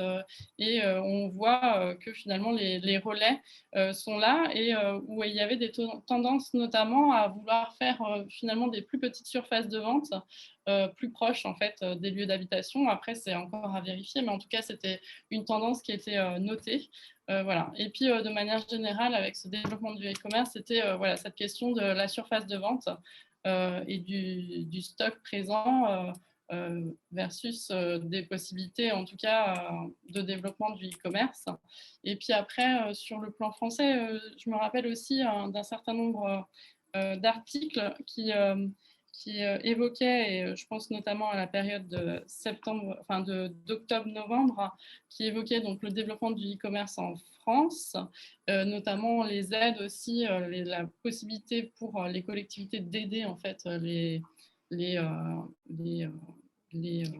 commerçants, notamment des centres-villes, etc., à faire leur site internet et à avoir des espaces dans la ville, des marketplaces, en fait, enfin, voilà, il y a un certain nombre de plateformes qui se sont mises en place comme ça à ce moment-là. Donc ça, en fait, moi, j'ai pas, en tout cas, il y a eu des articles là-dessus à ce moment-là. Et des expériences territoriales surtout. Ouais, à ce moment-là, mais je n'ai pas en tête d'articles qui pose la question de comment ça va perdurer ou non, enfin, quels sont les effets durables. Ce qui est sûr, c'est qu'il semble qu'en effet, la crise sanitaire ait bénéficié largement au e-commerce. Il y a eu un débat sur, à un moment donné, à qui bénéficie, vers quel type de commerce les consommateurs vont aller. Donc, il y a en effet le commerce de proximité. Au-delà du e-commerce, c'est vraiment à qui ça va bénéficier, donc au commerce de proximité ou au contraire aux grands centres commerciaux en périphérie de ville. Et il semblerait que déjà, en fonction des territoires, il n'y a pas du tout de consensus sur cette question-là. On a lu un peu tout et son contraire, à vrai dire, à ce sujet, pour compléter sur le commerce.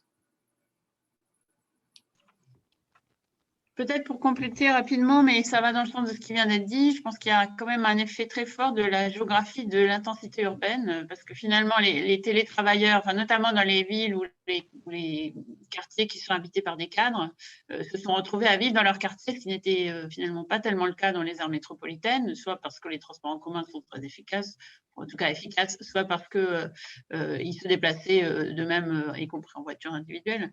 On a eu une espèce de renouveau, alors je ne sais pas s'il faut l'appeler la ville du quart d'heure, mais en tout cas du quartier, avec une intensification des usages et des commerces dans ces secteurs résidentiels qui, en temps habituel, n'étaient pas occupés dans la journée, et avec des effets aussi de saturation de l'espace public qui étaient un peu inattendus, avec une masse de piétons qui n'était pas habituelle, du coup, des conflits d'usage entre la voiture, les piétons, les vélos, etc., dans des quartiers qui habituellement étaient plutôt calmes dans la journée. Donc, ces questions-là, elles soulèvent aussi finalement des réflexions autour de la qualité de l'espace urbain et de l'espace public. Et très probablement, elles ont renoué des relations entre les habitants et leur quartier d'habitat, alors que ce n'était pas forcément, en tout cas dans les grandes aires métropolitaines, plus tellement le cas pour un certain nombre d'entre eux. À l'inverse, je dirais, de ce modèle du cadre qui télétravaille et qui va faire ses courses chez son boulanger, on avait le modèle des travailleurs obligés de se déplacer, et là, une géographie des transports très particulière aussi, avec, pour ceux qui connaissent la région parisienne, la saturation de la ligne 13 qui a à peine baissé, donc qui vient des quartiers populaires de l'Est parisien vers le cœur de Paris, qui donc était toujours occupé presque quasi normalement, y compris pendant la période stricte du confinement, alors même que toutes les autres lignes de transport, et notamment Est-Ouest, étaient quasiment vides, avec une baisse de la fréquentation et du nombre de trains qui était significatif. Et donc, on voit se dessiner quand même des géographies urbaines assez différentes dans cette période, en tout cas de confinement, dans le kilomètre, dans les 10 kilomètres, qui sont intéressantes à regarder comme des révélateurs finalement de géographie sociale aussi, ou de géographie de travailleurs. Ce qui ne veut pas dire qu'elles vont se pérenniser, mais en tout cas, ça donne à voir des choses intéressantes. Puis peut-être une dernière remarque sur les catégories de travailleurs, en particulier la manière dont ces nouvelles manières de travailler ou façons de travailler ont fait évoluer la vie quotidienne. Il y a beaucoup de travaux aujourd'hui sur les discriminations de genre, la manière dont les femmes, qu'elles soient en télétravail avec leur conjoint ou pas, ont été plus victimes finalement, plus chargées dans ce temps du confinement que les hommes. Donc, c'est des questions qui sont soulevées et sur lesquelles il y aura peut-être aussi des travaux à mener, qu'elles soient, que ce soit lié à leur catégorie de femmes dans un logement ou à leur catégorie de travailleuses, souvent sur des métiers plus précaires ou plus difficiles, dans les milieux sanitaires et sociaux, dans typiquement le ménage ou les supermarchés, voilà, tout simplement. Et donc, ça serait aussi intéressant d'approfondir un peu cette question, au-delà des travailleurs clés, essentielles, de voir comment est-ce que ça renforce des inégalités de genre. C'est des points qui ont été un peu soulevés aussi par les experts. Voilà, je vous laisse avancer. Je signale que dans le question-réponse, beaucoup de participants nous informent de travaux en cours, nous mettent les liens. On essaiera de voir comment on peut les récupérer, mais voilà, n'hésitez pas à les voir sur les questions résolues. Donc les liens restent. Merci. On propose de passer à une dernière partie rapidement un peu conclusive. Finalement, là, on a fait un focus sur 3 sujets. En fait, nous, on voit qu'il y a quand même, ce qu'on disait aussi en introduction, c'est que finalement, cette crise, elle montre, elle met en évidence un certain nombre de sujets qui vont être amplifiés au long de l'année, en tout cas. Et voilà, avec d'autres sujets aussi qui auraient pu être évoqués un peu plus en détail, la question des rapports homme-nature, de la place de la biodiversité en ville, par exemple, ou des questions d'aménagement du territoire. Enfin, voilà, il y a un certain nombre de sujets qui, finalement, en fait, ont été traités tout au long de l'année et qui semblent persister, en tout cas. Et puis, on voit aussi, sur les perspectives pour la recherche urbaine, un certain nombre de défis à relever. En tout cas, à l'avenir, d'abord peut-être une observation, en tout cas, de manière générale sur la veille de cette année, c'est vraiment distinguer finalement les effets structurants des effets contextuels. On a vu, ça c'était assez marquant, qu'il y avait un certain nombre d'articles et de travaux de chercheurs qui étaient en rebond à l'actualité et qui posent la question finalement de qu'est-ce qui va ensuite perdurer, rester, voir quelles sont les véritables ruptures systémiques notamment. Et puis quelque chose qu'on a vu aussi apparaître, c'est vraiment voir décorréler finalement le temps de la réaction à chaud du commentaire, de celui de la recherche, du temps long, de se poser la question de quels sujets sont à investiguer. Le besoin aussi de partager, de faire connaître les initiatives et puis d'identifier finalement les sujets qui sont peu traités par la recherche urbaine. On l'a vu, enfin nous on l'a noté à partir du corpus, hein, c'est toujours à partir du corpus qu'on avait, mais c'est vrai que les sujets de la mobilité, du logement ont fait l'objet d'une attention. Il y a un certain nombre d'autres sujets qui pourraient être traités plus en profondeur. Et puis peut-être des éléments de perspective, de conclusion pour aborder le temps d'échange qui vient. Ce qu'on peut se dire aussi, on en a peut-être moins évoqué, enfin on l'a évoqué en filigrane, mais c'est de se dire que finalement aussi, et par rapport à la veille, il y a un certain nombre d'articles qui prennent un peu de distance et qui se disent finalement la crise, est-ce que c'est pas l'occasion aussi d'amorcer des transformations plus durables autour d'un certain nombre de sujets, la question des modes de vie, l'évolution des logements, ou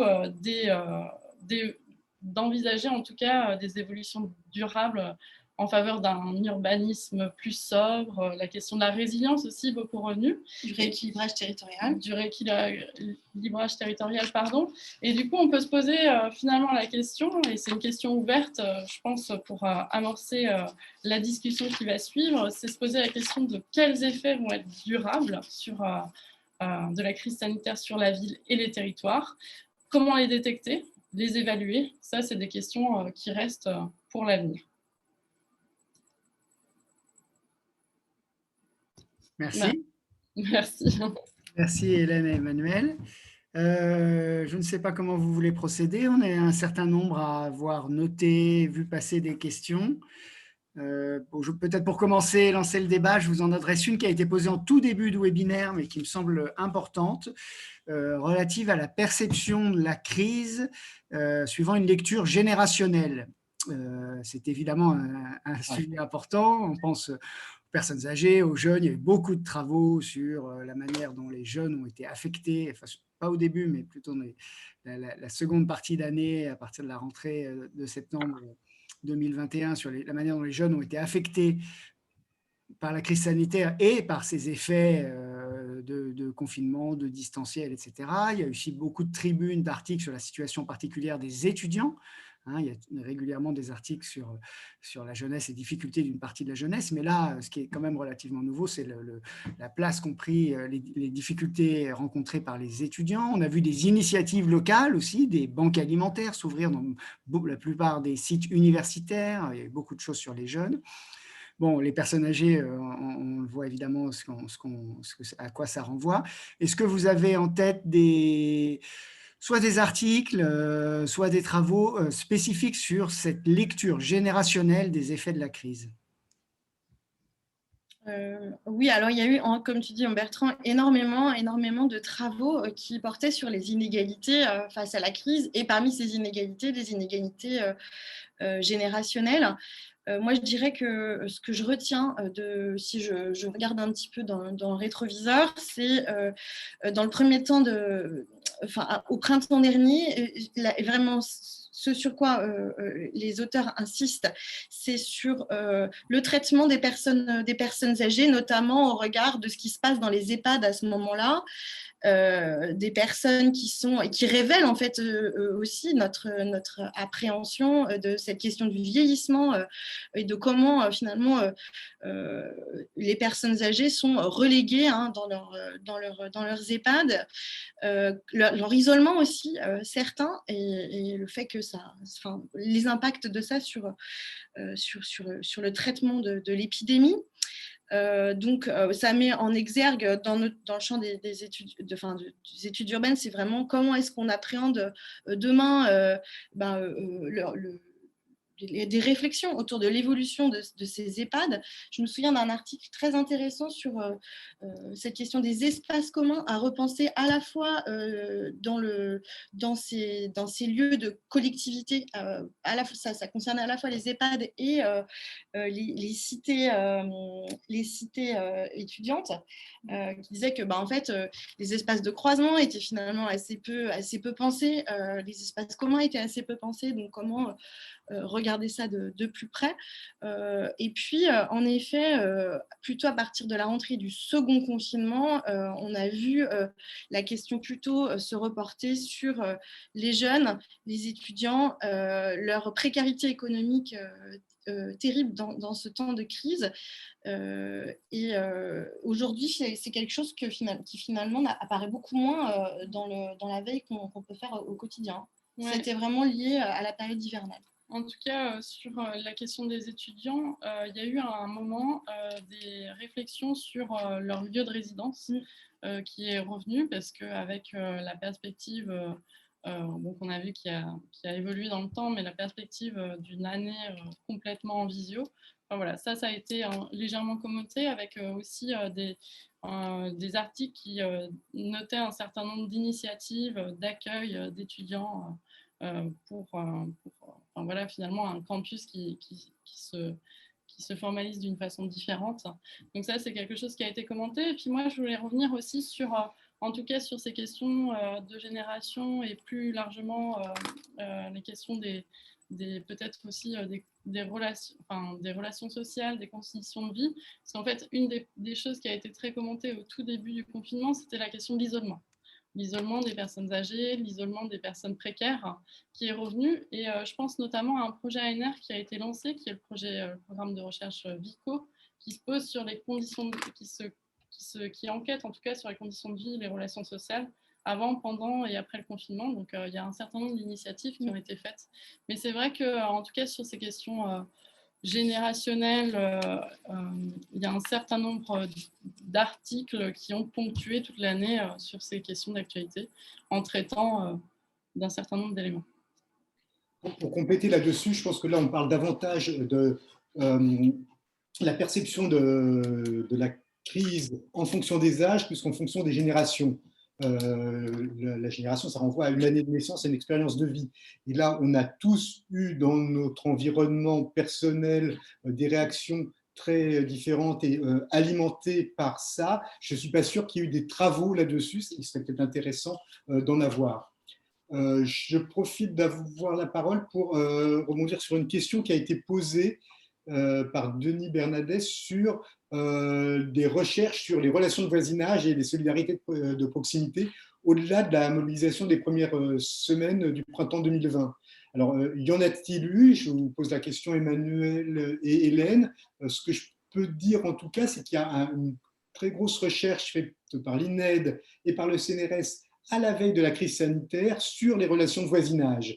Et donc, cette recherche sera présentée publiquement à l'automne, on vous en indiquera la date, et il y aura une séquence qui sera dédiée à ce que nous apprend les sciences sociales sur les relations de voisinage à la lumière de la crise sanitaire, mais il n'y a pas eu de travaux empiriques à ma connaissance directement sur le sujet, mais c'est à vérifier.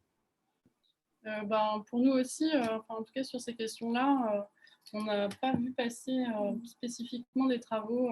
Pas des travaux de recherche, mais des articles de presse beaucoup. Ouais, et puis il y a dans certaines villes, je pense, il y a des expérimentations qui peuvent être faites par certaines villes, mais sinon, on n'a pas vu de travaux là-dessus. Moi, j'ai en tête des articles de presse qui traitaient beaucoup de la question du quartier, du retour au quartier, des nouvelles relations de voisinage, des petites initiatives de solidarité dans le temps de confinement. Il y a eu énormément de publications dans la presse sur ces questions. Moi, j'ai pas, à ma connaissance, pas de travaux de recherche. En revanche, des commentaires sur des formes urbaines qui seraient adaptées aussi à ces solidarités de voisinage.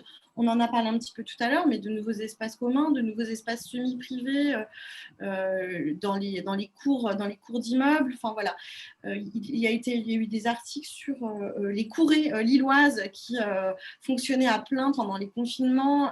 Voilà, des formes comme ça qui permettent d'accueillir une forme de relation de voisinage privilégiée, mais pas de travaux scientifiques engagés en tout cas à notre connaissance.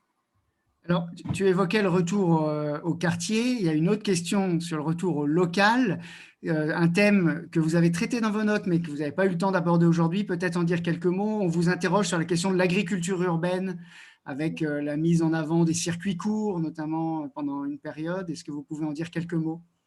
Bah oui, c'est vrai qu'en tout cas, les circuits courts, et notamment au premier confinement, ça a été très largement commenté, hein, les marchés alimentaires, etc. Et s'est posé aussi la question de la sécurisation alimentaire des villes, de la capacité notamment de pouvoir manger local à proximité de chez soi, et notamment quand on habite dans une métropole. Je me rappelle aussi, quelque part, ce sujet a été largement commenté, a été mis sur le devant de la scène. Et moi, ce qui m'apparaît comme assez notable, c'est aussi la mise en place d'un certain nombre d'expérimentations. Je pense à Nantes, notamment, qui a mis en place les potagers solidaires et qui se pose la question de comment faire manger ses habitants avec des produits de proximité. Donc ça, en tout cas, il y a eu des systèmes comme ça qui ont été mis en place. L'utilisation des plates-bandes et des espaces verts de la ville pour pouvoir les utiliser à des fins agricoles qui se sont multipliés un peu partout dans la ville. Et puis, plus largement aussi, on voit bien que les villes, à travers ces expérimentations, se posent la question plus globale de l'approvisionnement en produits de proximité. Et puis aussi, peut-être juste revenir aussi sur, c'était plutôt des enquêtes d'opinion et des commentaires, mais avec un attrait très fort des produits locaux et une redécouverte en fait, qui a été beaucoup commentée de ce qu'il y a à proximité. Et puis, peut-être pour compléter, on a vu dans le temps de la crise se multiplier à l'échelle nationale les plans alimentaires territoriaux qui étaient un peu dans les tuyaux avant la crise sanitaire, mais qui se retrouvent vraiment,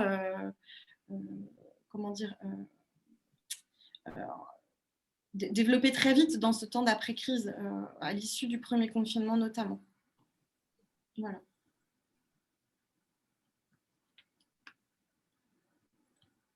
Alors, il y a à nouveau une réaction d'Anne Vial sur la question du voisinage, en disant que ce serait peut-être intéressant de regarder de plus près les modes de faire vivre le quartier, de comment en fait on peut vivre collectivement et faire un partage plus important.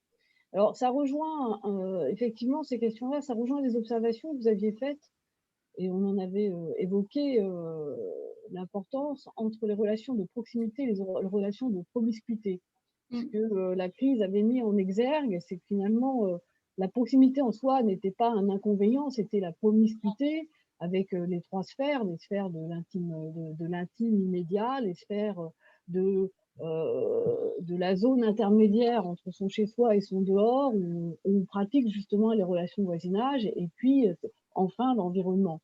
Et cette organisation des quartiers est aujourd'hui probablement un des gros sujets à venir. Comment on peut faire des quartiers qui permettent justement de finalement vivre avec pas mal de proximité, tout en conservant à la fois une relation dehors agréable, des espaces, et également des relations de convivialité qui fassent que les rapports entre voisins ne se soient pas exacerbés comme ça a été le cas pendant la crise sanitaire, où les gens se sont retrouvés à vivre avec du bruit, à vivre avec à vivre des temps de présence auxquels ils n'étaient pas habitués. Je crois que vous aviez fait pas mal d'observations sur ce sujet-là. Oui, je pense aussi, il y avait notamment un article du CEREMA au tout début qui évoquait ça aussi, qui détaillait l'importance des formes urbaines et de bien distinguer, en tout cas faire le distinguo entre une sorte de densité urbaine qui amène de la promiscuité et qui est subie vers quelque chose qui ménage finalement des espaces, différents espaces, comme tu le disais. Ouais. Ça, c'est des choses qui ont été assez fortement évoquées tout au long de la crise. Mais ça revient, enfin tout ça, ça recoupe des questions qui sont liées à la qualité des espaces urbains, aussi à proximité du logement, mais au sein des quartiers, qui a été beaucoup évoqué dans le temps de la crise.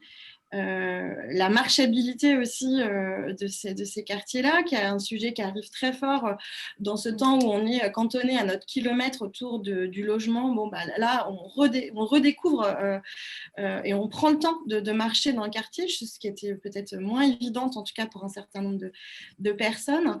Ça pose aussi la question de la qualité des logements, on en a parlé, mais de la qualité d'isolation phonique. Donc là, tu disais, Emmanuel, alors il y a des effets très positifs à redécouvrir son voisinage et à partager avec lui tout un tas de services. Il y a des gens qui ont découvert, hein, j'en connais dans cette salle, les joies du piano chez le voisin, par exemple. Bon, eh bien, la 5e symphonie de Beethoven, matin, midi et soir, c'est sympathique, mais ça présente certaines limites. Donc voilà, ça, c'est des choses sur lesquelles il va falloir quand même se pencher, notamment sur l'adaptation de l'habitat existant. C'est des sujets aussi qui sont… Sur ce point précisément, il y a une observation, une interpellation de Philippe Génestier qui nous dit, oui, certes, voilà, la question des espaces extérieurs, des espaces de proximité a été largement évoquée, commentée au fil de la crise sanitaire, mais je vous lis un peu sa remarque. Concernant l'impact de la crise sur l'urbanisme, il faut aussi enquêter sur les éventuels recalibrage des paramètres de l'action publique et les distinguer des éventuels effets plus fondamentaux d'ébranlement des paradigmes de cette action, notamment la fonction de rapprochement social dévolue traditionnellement à l'espace public urbain, lien social, mixité sociale, la rencontre, le vivre ensemble dans l'urbanité, n'est-elle pas relativisée par la revalorisation de la fonction de repli sur la sphère domestique, jusque-là délégitimé par l'idéologie professionnelle des urbanistes. C'est-à-dire le chez-soi était identifié au repli, en quelque sorte, et c'est ce qui justifiait, entre autres, la condamnation du pavillonnaire, qui n'était vu que pour ses effets sur l'aménagement du territoire et l'environnement. Or, le repli contraint sur l'espace domestique, finalement, ne conduit-il pas à réexaminer ces possibles et à le remettre un peu plus au centre qu'il n'a été dans les grands paradigmes de la pensée urbaine? Est-ce que ça, c'est une interpellation que vous avez vue passer par ailleurs, ou est-ce qu'elle a été documentée? Si, ça a été, en tout cas, ça a été commenté. Après, moi, je n'ai pas vu de choses qui sont documentées plus finement, mais en tout cas, ça a été commenté, cette question-là. Et puis, avec aussi, je pense à beaucoup de prises de parole qui étaient relayées à un moment donné sur cette nécessité de penser les logements pour un logement H24, où on vit à l'intérieur, on est dans cette forme de repli H24, et de se sortir aussi. Il y a eu à un moment donné des débats sur sortir de ces formes qu'on a, les T2, T3, T4 tels qu'on les connaît, est-ce qu'ils sont toujours adaptés à ça, et puis se poser la question de l'adaptation, la réversibilité, la transformation des logements dans le temps. Voilà, ça c'est quelque chose qui est revenu aussi assez fortement. On va essayer, parce qu'il y a encore pas mal de questions, de faire des réponses un peu plus succinctes. J'aimerais bien qu'on puisse, sinon toutes les traiter, mais au moins une grande partie. On vous interpellait, vous l'avez aussi abordé dans vos notes, mais pas aujourd'hui, sur la question des temporalités, des rythmes dans la ville.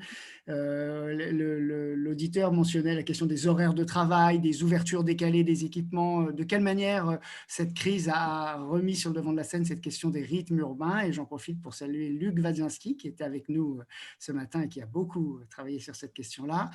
Et je vous pose une seconde question, une deuxième. Avez-vous vu émerger des travaux qui feraient le point, qui feraient des parallèles entre cette crise que nous traversons et d'autres crises précédentes, accidents industriels, catastrophes naturelles, etc., sur la manière dont nos sociétés urbaines réagissent face aux crises? Est-ce que vous avez vu des travaux comparatifs sur ce registre-là? Si possible, des réponses assez courtes, puisqu'il y en a encore pas mal après de questions. Sur peut-être la première question, la chronotopie, évidemment. Alors là, ça a été un sujet qui a été énormément traité par les chercheurs. qui était un sujet qui, encore une fois, préexistait à la crise sanitaire, mais là, on a bien senti l'intérêt d'aménager la ville. On parle de l'aménagement des espaces, l'aménagement du territoire, mais l'aménagement du temps, en effet, c'est quelque chose qui est assez peu évoqué et assez peu enseigné, en tout cas de ce que je sais dans les écoles d'urbanisme. Et donc là, cette question des temps, en effet, est apparue très fort. Donc, je pense que c'est un sujet qui va probablement aussi persister. On ne l'a pas évoqué, mais sur notamment la question des transports, en fait. Elle vient très fortement. C'est-à-dire qu'à un moment donné, quel est l'intérêt on l'a vu avec le télétravail, d'aller tous travailler à 9 h le matin, alors qu'on pourrait espacer finalement ces temps de transport et ainsi rendre le trajet à la fois plus agréable et moins stressant pour tout le monde, sans développer une capacité de transport incroyable pour des villes qui gagnent des habitants. Enfin bref, tout ça pose plein de questions qui sont bien abordées dans le champ de la recherche urbaine.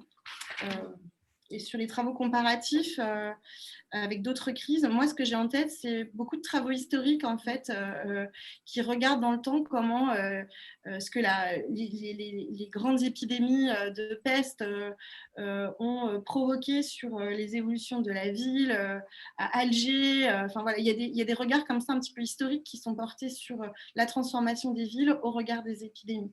Ça, oui, mais...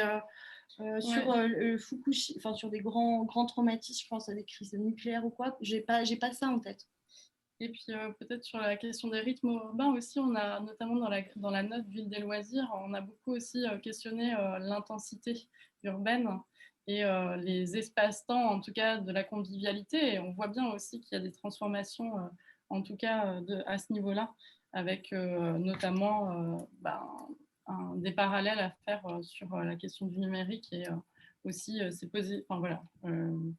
comment on est ensemble et c'est plus nécessairement forcément des temps de rencontre physiques, mais en tout cas ça pose on change les temps de rencontre qui finalement se décomposent.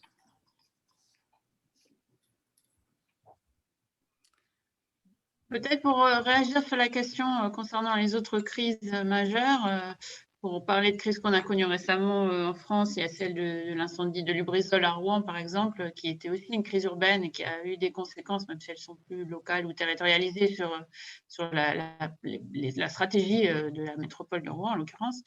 Et puis, on a d'autres événements extrêmes climatiques, la vallée de la Roya ou autres, qui posent des questions similaires. Je trouve que ça soulève finalement la question du retour à la normale ou de la résilience. Je ne sais pas s'il faut utiliser ce terme un peu à la mode, mais c'est-à-dire, est-ce que le retour à la normale, c'est le retour à la vie d'avant ou est-ce que c'est à une autre vie? Et donc, c'est vraiment des questions, ou à d'autres pratiques, disons, ou à d'autres manières de vivre le territoire.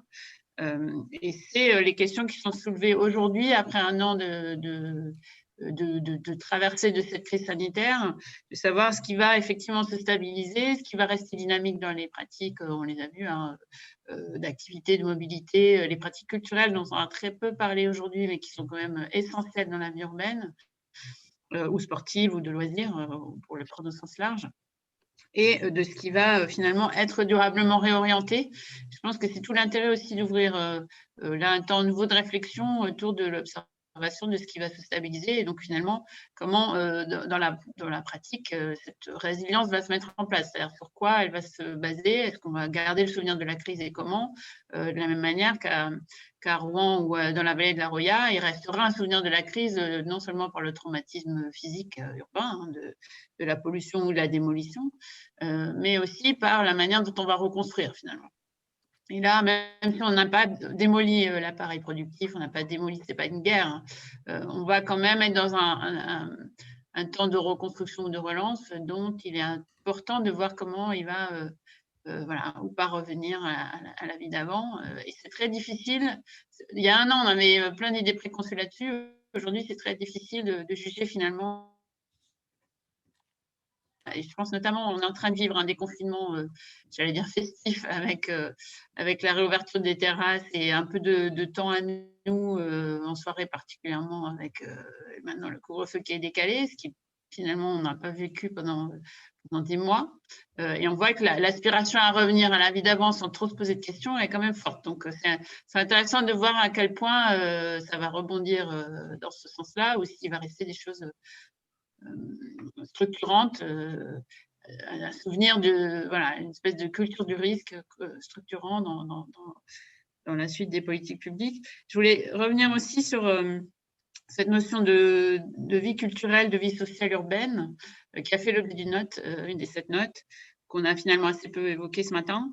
En fait, je trouve que la manière dont ces activités ont été brutalement effacées de nos vies, ça révèle en creux à quel point elles sont essentielles. On a bien vu comment les gens se sont battus pour la réouverture des librairies, alors que je ne suis pas sûre qu'elles soient si fréquentées que ça, mais en fait, c'est à côté du travail et du logement dans la ville, la vie étudiante, la vie évidemment festive, la vie nocturne, on parlait des travaux de Luc Wadinski.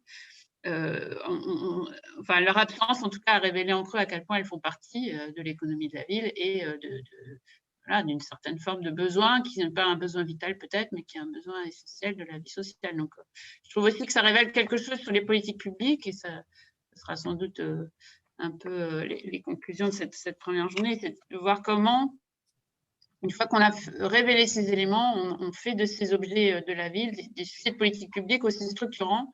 Je pense au tourisme aussi, par exemple, aux activités touristiques, aussi structurants que où vont les gens le matin et où ils habitent, dans quel type de logement et pour quel type d'activité ils se déplacent. Oui, alors je voulais juste rajouter par rapport, Hélène, à ce que tu évoquais en introduction en disant c'était pas la guerre, comme dit Edouard Manini, c'est pas la guerre, mais les destructions sont importantes, en disant qu'hier c'était bien la libération. Et effectivement, c'est quand même un événement qui est un traumatisme unique, qui n'a jamais été vécu auparavant. 1 an d'économie mondiale totalement arrêtée. Était évoquée tout à l'heure, était soulevée tout à l'heure une question sur justement comment les pouvoirs publics, les collectivités, les institutions vont se saisir de cette crise. On a devant nous de grandes interrogations également sur l'impact sur les finances locales, sur justement sur comment tout ça, comment cette relance économique va effectivement se passer concrètement. Et ça fait partie des grands sujets pour savoir comment ce qu'on a pu identifiés comme grandes évolutions vont pouvoir se poursuivre dans les temps à venir. Et la question, effectivement aussi, l'interrogation de la crise sur les gouvernances des territoires est probablement un sujet important, comme d'ailleurs tu l'avais toi-même évoqué à un moment entre nous. Bien, je vois qu'on s'achemine vers la fin du webinaire. Hélène, Emmanuel, peut-être vous redonnez la parole si vous le souhaitez pour ajouter quelque chose. Et je crois qu'Hélène Peskin souhaite dire quelques mots en conclusion après pour clore cette séance, sauf si François ou Emmanuel, vous souhaitez relayer une dernière question qui m'aurait échappé. Alors Bertrand, vous nous entendez? Alors on n'a pas juste, on a eu une coupure de 10 secondes, donc si tu pouvais juste recommencer la dernière phrase, quoi, parce qu'on n'a rien entendu. D'accord.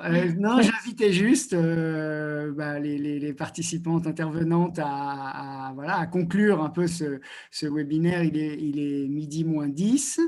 Je voulais vous laisser la parole à vous pour voir si vous aviez des éléments de conclusion que vous souhaitiez évoquer avant de la laisser à Hélène Peskin pour clore ce webinaire.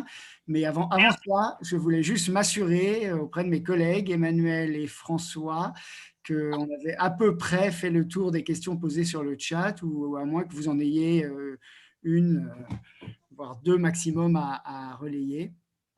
Il y a des questions qui n'ont pas pu être posées, mais qui n'appelaient pas forcément des réponses dans ce cadre. En tout cas, je ne sais pas si nous disposons des réponses. C'est sur l'existence de travaux de recherche prospective sur des nouveaux modèles d'organisation de morphologie urbaine en France ou ailleurs, des aspects plus internationaux, sur le positionnement de l'État et de ses services. Est-ce qu'ils vont être fer de lance des nouvelles pratiques qu'on attend pour le monde d'après? On sort de ce que peut directement apporter le travail qui a été réalisé par les chercheuses pour offrir soit de nouveaux travaux, soit un débat un peu plus général. Je ne suis pas sûr qu'on puisse en dire beaucoup plus là-dessus. Encore une fois, on va essayer de conserver au maximum les échanges que nous avons eus pour pouvoir les intégrer dans les documents que nous diffuserons par la suite. Hélène, Emmanuel, vous vouliez… Peut-être un petit mot, déjà un petit mot pour conclure, en tout cas nous on a trouvé ça, ce travail finalement c'est 1 an de veille, donc on remercie beaucoup les équipes du PUCA pour aussi ce compagnonnage, mais ce que je trouve très intéressant aussi là-dedans, c'est de se dire mais finalement 1 an après, le sujet est encore très effectif. On l'a vu à travers la présentation, c'est que finalement, il y a des sujets qui perdurent, qui évoluent dans le temps. On voit bien que ça amène un ensemble de questionnements très forts et peut-être, mais assez rapidement, c'est de se poser la question. En fait, moi, j'ai envie de dire, et je pense qu'on se rejoint là-dessus, c'est se saisir de la crise sanitaire pour ne pas retourner au monde d'après, business as usual, mais se poser la question plus largement, plus globalement, en tout cas, de transformations à venir, de changements à venir qui pourraient être plus durables avec des nouvelles, en tout cas, en mettant l'accent sur un certain nombre d'éléments, sur la question de la transition, des transitions notamment. Pour nous, ça nous paraît quelque chose d'assez important. On voit bien que cette année, moi, ce que je retiens, c'est la capacité d'adaptation hyper forte des territoires, des équipes de recherche, des acteurs de l'urbain aussi, qui ont su se mobiliser, qui ont su faire sauter des verrous parfois, je dirais, techniques, juridiques, pour aller amorcer ces transitions beaucoup plus rapidement. Ça, c'est des choses qui sont, je pense, vraiment notables et qui vont plutôt dans le bon sens. Qu'est-ce qui va rester de cette culture du risque dans la fabrique urbaine? Comment se former à ça aussi? C'est des questions qui vont se poser pour les architectes, pour les urbanistes, plus globalement pour les penseurs de l'urbain. Et donc, peut-être s'inviter tous ensemble à réfléchir à comment retenir le meilleur, parce qu'on a quand même subi cette crise sanitaire, comment en retenir le meilleur aujourd'hui, puis transformer ça en quelque chose de positif, de garder en tête que potentiellement, il y a des bénéfices à chaque moment traumatique et que là, certainement, on en a vécu un et qu'il faudra garder ça, quoi. Voilà. Merci Hélène et Emmanuel, merci encore pour votre présentation et puis plus largement tout le travail mené depuis plus d'1 an maintenant. Et je laisse le mot de la fin, la conclusion de ce webinaire à Hélène Pesquine. Merci à tous pour votre écoute et votre participation très active. Un grand merci à Emmanuel Gangloff et Hélène Morteau.